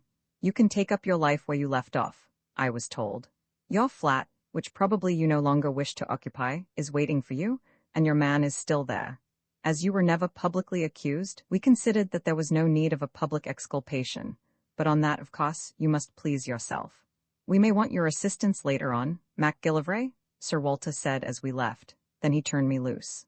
Come and see me tomorrow, Hannay. I needn't tell you to keep deadly quiet. If I were you, I would go to bed, for you must have considerable arrears of sleep to overtake. You had better lie low, for if one of your Blackstone friends saw you there might be trouble. I felt curiously at a loose end. At first it was very pleasant to be a free man, able to go where I wanted without fearing anything. I had only been a month under the ban of the law, and it was quite enough for me. I went to the Savoy and ordered very carefully a very good luncheon, and then smoked the best cigar the house could provide. But I was still feeling nervous. When I saw anybody look at me in the lounge, I grew shy, and wondered if they were thinking about the murder. After that, I took a taxi and drove miles away up into North London. I walked back through fields and lines of villas and terraces, and then slums and mean streets, and it took me pretty nearly 2 hours. All the while my restlessness was growing worse. I felt that great things, tremendous things, were happening or about to happen, and I, who was the cogwheel of the whole business, was out of it. Roya would be landing at Dover, Sir Walter would be making plans with the few people in England who were in the secret, and somewhere in the darkness the Blackstone would be working. I felt the sense of danger and impending calamity, and I had the curious feeling, too, that I alone could avert it, alone could grapple with it. But I was out of the game now. How could it be otherwise? It was not likely that cabinet ministers and admiralty lords and generals would admit me to their councils. I actually began to wish that I could run up against one of my 3 enemies. That would lead to developments. I felt that I wanted enormously to have a vulgar scrap with those gentry, where I could hit out and flatten something. I was rapidly getting into a very bad temper. I didn't feel like going back to my flat. That had to be faced some time, but as I still had sufficient money, I thought I would put it off till next morning and go to a hotel for the night. My irritation lasted through dinner, which I had at a restaurant in Jermyn Street. I was no longer hungry, and let several courses pass untasted. I drank the best pot of a bottle of Burgundy, but it did nothing to cheer me. An abominable restlessness had taken possession of me. Here was I, a very ordinary fellow, with no particular brains, and yet I was convinced that somehow I was needed to help this business through, that without me, it would all go to blazes. I told myself it was sheer silly conceit, that five of the cleverest people living, with all the might of the British Empire at their back, had the job in hand. Yet I couldn't be convinced. It seemed as if a voice kept speaking in my ear, telling me to be up and doing, or I would never sleep again. The upshot was that about 9:30 I made up my mind to go to Queen Anne's Gate. Very likely I would not be admitted, but it would ease my conscience to try. I walked down Jermyn Street, and at the corner of Duke Street passed a group of young men. They were in evening dress, had been dining somewhere, and were going on to a music hall. One of them was Mr. Marmaduke Jopley. He saw me and stopped short. "By God, the murderer!" he cried. "Here, you fellows, hold him. That's Hannay, the man who did the Portland Place murder." He gripped me by the arm, and the others crowded round. I wasn't looking for any trouble, but my ill temper made me play the fool. A policeman came up, and I should have told him the truth, and if he didn't believe it, demanded to be taken to Scotland Yard, or for that matter to the nearest police station. But a delay at that moment seemed to me unendurable, and the sight of Mommy's imbecile face was more than I could bear. I let out with my left, and had the satisfaction of seeing him measure his length in the gutter. Then began an unholy row. They were all on me at once, and the policeman took me in the rear. I got in 1 or 2 good blows, for I think, with fair play, I could have licked the lot of them, but the policeman pinned me behind, and one of them got his fingers on my throat. Through a black cloud of rage I heard the officer of the law asking what was the matter, and Mommy, between his broken teeth, declaring that I was Hannay the murderer. "Oh, damn it all," I cried, "make the fellow shut up. I advise you to leave me alone, constable. Scotland Yard knows all about me, and you'll get a proper wigging if you interfere with me." "You've got to come along of me, young man," said the policeman. "I saw you strike that gentleman cruel odd. You began it too, for he wasn't doing nothing. I seen you. Best go quietly or I'll have to fix you up." Exasperation and an overwhelming sense that at no cost must I delay gave me the strength of a bull elephant. I fairly wrenched the constable off his feet, flawed the man who was gripping my collar, and set off at my best pace down Duke Street. I heard a whistle being blown and the rush of men behind me. I have a very fair turn of speed, and that night I had wings. In a jiffy, I was in Pall Mall and had turned down towards St. James's Park. I dodged the policeman at the palace gates, dived through a press of carriages at the entrance to the Mall, and was making for the bridge before my pursuers had crossed the roadway. In the open ways of the park, I put on a spurt. Happily, there were few people about, and no one tried to stop me. I was staking all on getting to Queen Anne's Gate. When I entered that quiet thoroughfare, it seemed deserted. Sir Walter's house was in the narrow part, and outside it, 3 or 4 motor cars were drawn up. I slackened speed some yards off and walked briskly up to the door. If the butler refused me admission, or if he even delayed to open the door, I was done. He didn't delay. I had scarcely rung before the door opened. "I must see Sir Walter," I panted. "My business is desperately important." That butler was a great man. Without moving a muscle, he held the door open, and then shut it behind me. "Sir Walter is engaged, sir, and I have orders to admit no one. Perhaps you will wait." The house was of the old-fashioned kind, with a wide hall and rooms on both sides of it. At the far end was an alcove with a telephone and a couple of chairs, and there the butler offered me a seat. "See here," I whispered. "There's trouble about and I'm in it, but Sir Walter knows and I'm working for him. If anyone comes and asks if I am here, tell him a lie." He nodded, and presently there was a noise of voices in the street and a furious ringing at the bell. I never admired a man more than that butler. He opened the door, and with a face like a graven image waited to be questioned. Then he gave them it. He told them whose house it was, and what his orders were, and simply froze them off the doorstep. I could see it all from my alcove, and it was better than any play. I hadn't waited long till there came another ring at the bell. The butler made no bones about admitting this new visitor. While he was taking off his coat, I saw who it was. You couldn't open a newspaper or a magazine without seeing that face. The gray beard cut like a spade, the firm fighting mouth, the blunt square nose, and the keen blue eyes. I recognized the first Sea Lord, the man, they say, that made the new British Navy. He passed my alcove and was ushered into a room at the back of the hall. As the door opened, I could hear the sound of low voices. It shut, and I was left alone again. For 20 minutes I sat there, wondering what I was to do next. I was still perfectly convinced that I was wanted, but when or how I had no notion. I kept looking at my watch, and as the time crept on to 10:30, I began to think that the conference must soon end. In a quarter of an hour, Roya should be speeding along the road to Portsmouth. Then I heard a bell ring, and the butler appeared. The door of the back room opened, and the first Sea Lord came out. He walked past me, and in passing he glanced in my direction, and for a second we looked each other in the face. Only for a second, but it was enough to make my heart jump. I had never seen the great man before, and he had never seen me, but in that fraction of time something sprang into his eyes, and that something was recognition. You can't mistake it. It is a flicker, a spark of light, a minute shade of difference which means one thing and one thing only. It came involuntarily, for in a moment it died, and he passed on. In a maze of wild fancies I heard the street door close behind him. I picked up the telephone book and looked up the number of his house. We were connected at once, and I heard a servant's voice. "Is his lordship at home?" I asked. "His lordship returned half an hour ago," said the voice, "and has gone to bed. He is not very well tonight. Will you leave a message, sir?" I rang off and almost tumbled into a chair. My part in this business was not yet ended. It had been a close shave, but I had been in time. Not a moment could be lost, so I marched boldly to the door of that back room and entered without knocking. 5 surprised faces looked up from a round table. There was Sir Walter, and Drew the War Minister, whom I knew from his photographs. There was a slim, elderly man, who was probably Whittaker, the Admiralty official, and there was General Winstanley, conspicuous from the long scar on his forehead. Lastly, there was a short, stout man with an iron-gray moustache and bushy eyebrows, who had been arrested in the middle of a sentence. Sir Walter's face showed surprise and annoyance. "This is Mr. Hannay, of whom I have spoken to you," he said apologetically to the company. "I'm afraid, Hannay, this visit is ill-timed." I was getting back my coolness. "That remains to be seen, sir," I said, "but I think it may be in the nick of time. For God's sake, gentlemen, tell me who went out a minute ago." "Laudaloa," Sir Walter said, reddening with anger. "It was not," I cried. "It was his living image, but it was not Laudaloa. It was someone who recognized me, someone I have seen in the last month. He had scarcely left the doorstep when I rang up Laudaloa's house and was told he had come in half an hour before and had gone to bed." Who, someone stammered. "The Black Stone," I cried, and I sat down in the chair so recently vacated and looked round at 5 badly scared gentlemen. "Roman 9, the 39 steps nonsense," said the official from the Admiralty. Sir Walter got up and left the room while we looked blankly at the table. He came back in 10 minutes with a long face.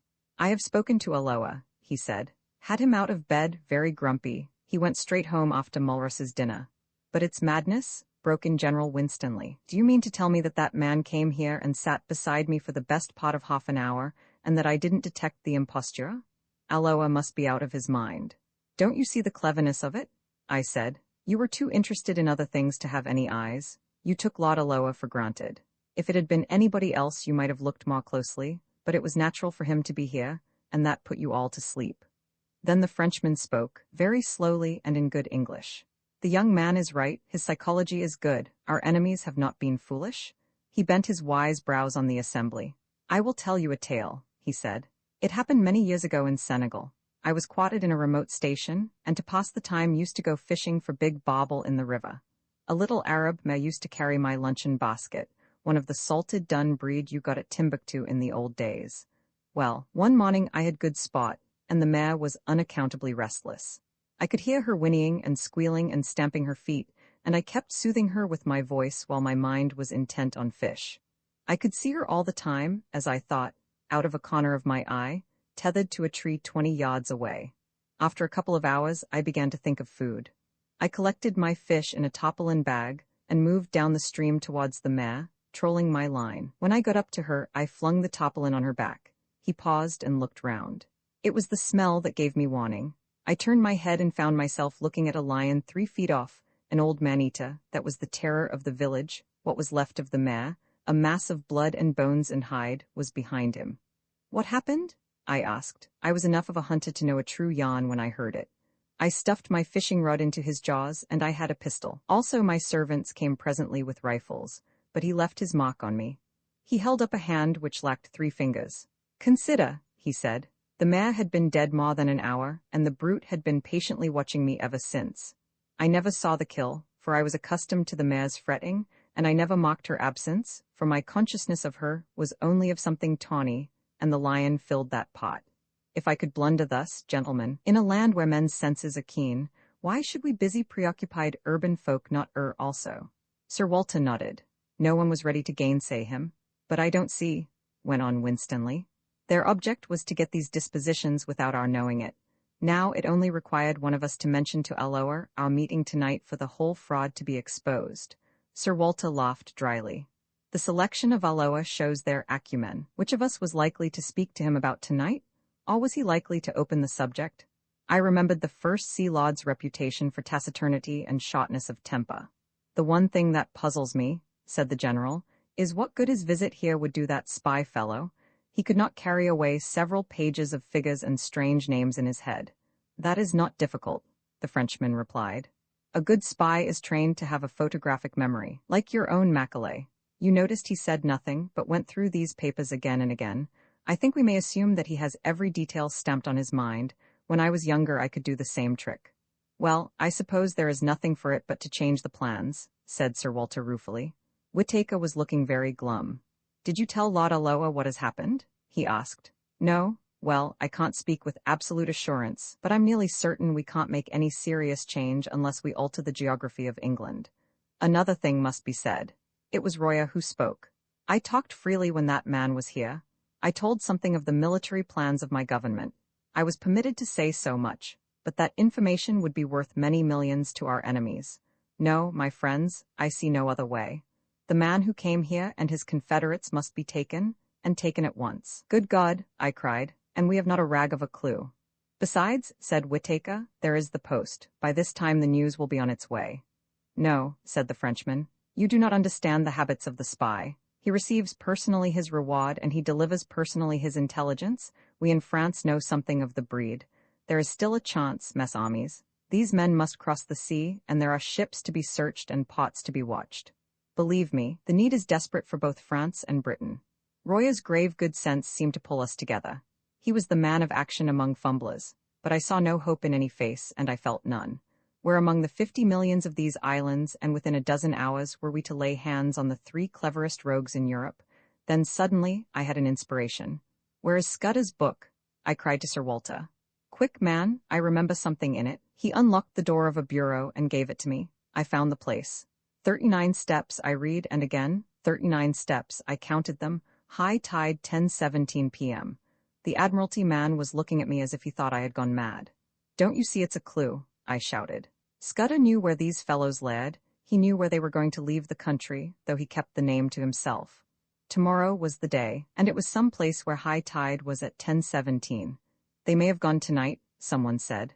Not they have their own snug secret way, and they won't be hurried. I know Germans, and they are mad about working to a plan. Where the devil can I get a book of tide tables? Whittaker brightened up. It's a chance, he said. Let's go over to the Admiralty. We got into 2 of the waiting motorcars, all but Sir Walter, who went off to Scotland Yard to mobilize MacGillivray, so he said. We marched through empty corridors and big bare chambers where the charwomen were busy, till we reached a little room lined with books and maps. A resident clock was unearthed, who presently fetched from the library the Admiralty tide tables. I sat at the desk and the others stood round, for somehow or other I had got charge of this expedition. It was no good. There were hundreds of entries, and so far as I could see 10:17 might cover 50 places. We had to find some way of narrowing the possibilities. I took my head in my hands and thought, there must be some way of reading this riddle. What did Scudder mean by steps? I thought of Doc's steps, but if he had meant that I didn't think he would have mentioned the number. It must be some place where there were several staircases, and one marked out from the others by having 39 steps. Then I had a sudden thought, and hunted up all the steamer sailings. There was no boat which left for the continent at 10:17 p.m. Why was high tide so important? If it was a harbor, it must be some little place where the tide matted, or else it was a heavy draft boat. But there was no regular steamer sailing at that hour, and somehow I didn't think they would travel by a big boat from a regular harbor. So it must be some little harbor where the tide was important, or perhaps no harbor at all. But if it was a little pot, I couldn't see what the steps signified. There were no sets of staircases on any harbor that I had ever seen. It must be some place which a particular staircase identified, and where the tide was full at 10:17. On the whole, it seemed to me that the place must be a bit of open coast, but the staircases kept puzzling me. Then I went back to wider considerations. Whereabouts would a man be likely to leave for Germany? A man in a hurry, who wanted a speedy and a secret passage, not from any of the big harbors, and not from the Channel or the west coast or Scotland, for remember, he was starting from London. I measured the distance on the map. and tried to put myself in the enemy's shoes. I should try for Ostend or Antwerp or Rotterdam, and I should sail from somewhere on the east coast between Cromer and Dover. All this was very loose guessing, and I don't pretend it was ingenious or scientific. I wasn't any kind of Sherlock Holmes, but I have always fancied I had a kind of instinct about questions like this. I don't know if I can explain myself, but I used to use my brains as far as they went, and after they came to a blank wall, I guessed, and I usually found my guesses pretty right. So I set out all my conclusions on a bit of Admiralty paper. They ran like this: fairly certain place where there are several sets of stairs, one that matters distinguished by having 39 steps. Full tide at 10:17 p.m. Leaving shore only possible at full tide. Steps not dock steps, and so place probably not harbor. No regular night steamer at 10:17. Means of transport must be tramp unlikely, yacht, or fishing boat. Then my reasoning stopped. I made another list which I headed guessed, but I was just as sure of the one as the other. Guess place not harbor but open coast. Boat small, trawler, yacht, or launch. Place somewhere on east coast between Cromer and Dover. It struck me as odd that I should be sitting at that desk with a cabinet minister, a field marshal, 2 high government officials, and a French general watching me, while from the scribble of a dead man, I was trying to drag a secret which meant life or death for us. Sir Walter had joined us, and presently MacGillivray arrived. He had sent out instructions to watch the ports and railway stations for the 3 men whom I had described to Sir Walter. Not that he or anybody else thought that that would do much good. "Here's the most I can make of it," I said. "We have got to find a place where there are several staircases down to the beach, one of which has 39 steps. I think it's a piece of open coast with biggish cliffs, somewhere between the Wash and the Channel. Also, it's a place where full tide is at 10:17 tomorrow night." Then an idea struck me. Is there no inspector of coast guards or some fellow like that who knows the east coast?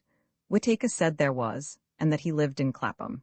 He went off in a car to fetch him, and the rest of us sat about the little room and talked of anything that came into our heads. I lit a pipe and went over the whole thing again till my brain grew weary. About 1 in the morning, the Coast Guard man arrived. He was a fine old fellow, with the look of a naval officer, and was desperately respectful to the company. I left the War Minister to cross-examine him, for I felt he would think it cheek in me to talk. "We want you to tell us the places you know on the east coast where there are cliffs and where several sets of steps run down to the beach." He thought for a bit. "What kind of steps do you mean, sir?" "There are plenty of places with roads cut down through the cliffs, and most roads have a step or 2 in them."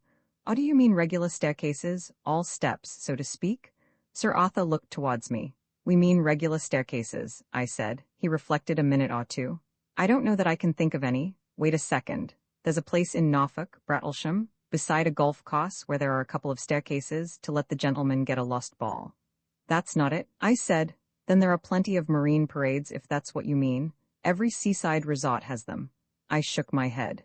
"It's got to be more retired than that," I said. "Well, gentlemen, I can't think of anywhere else. Of course there's the Rough." "What's that?" I asked. "The big chalk headland in Kent, close to Bradgate. It's got a lot of villas on the top, and some of the houses have staircases down to a private beach. It's a very high-toned sort of place, and the residents they like to keep by themselves." I tore open the tide tables and found Bradgate. High tide there was at 10:27 p.m. on the 15th of June. "We're on the Seine at last," I cried excitedly. "How can I find out what is the tide at the Rough?"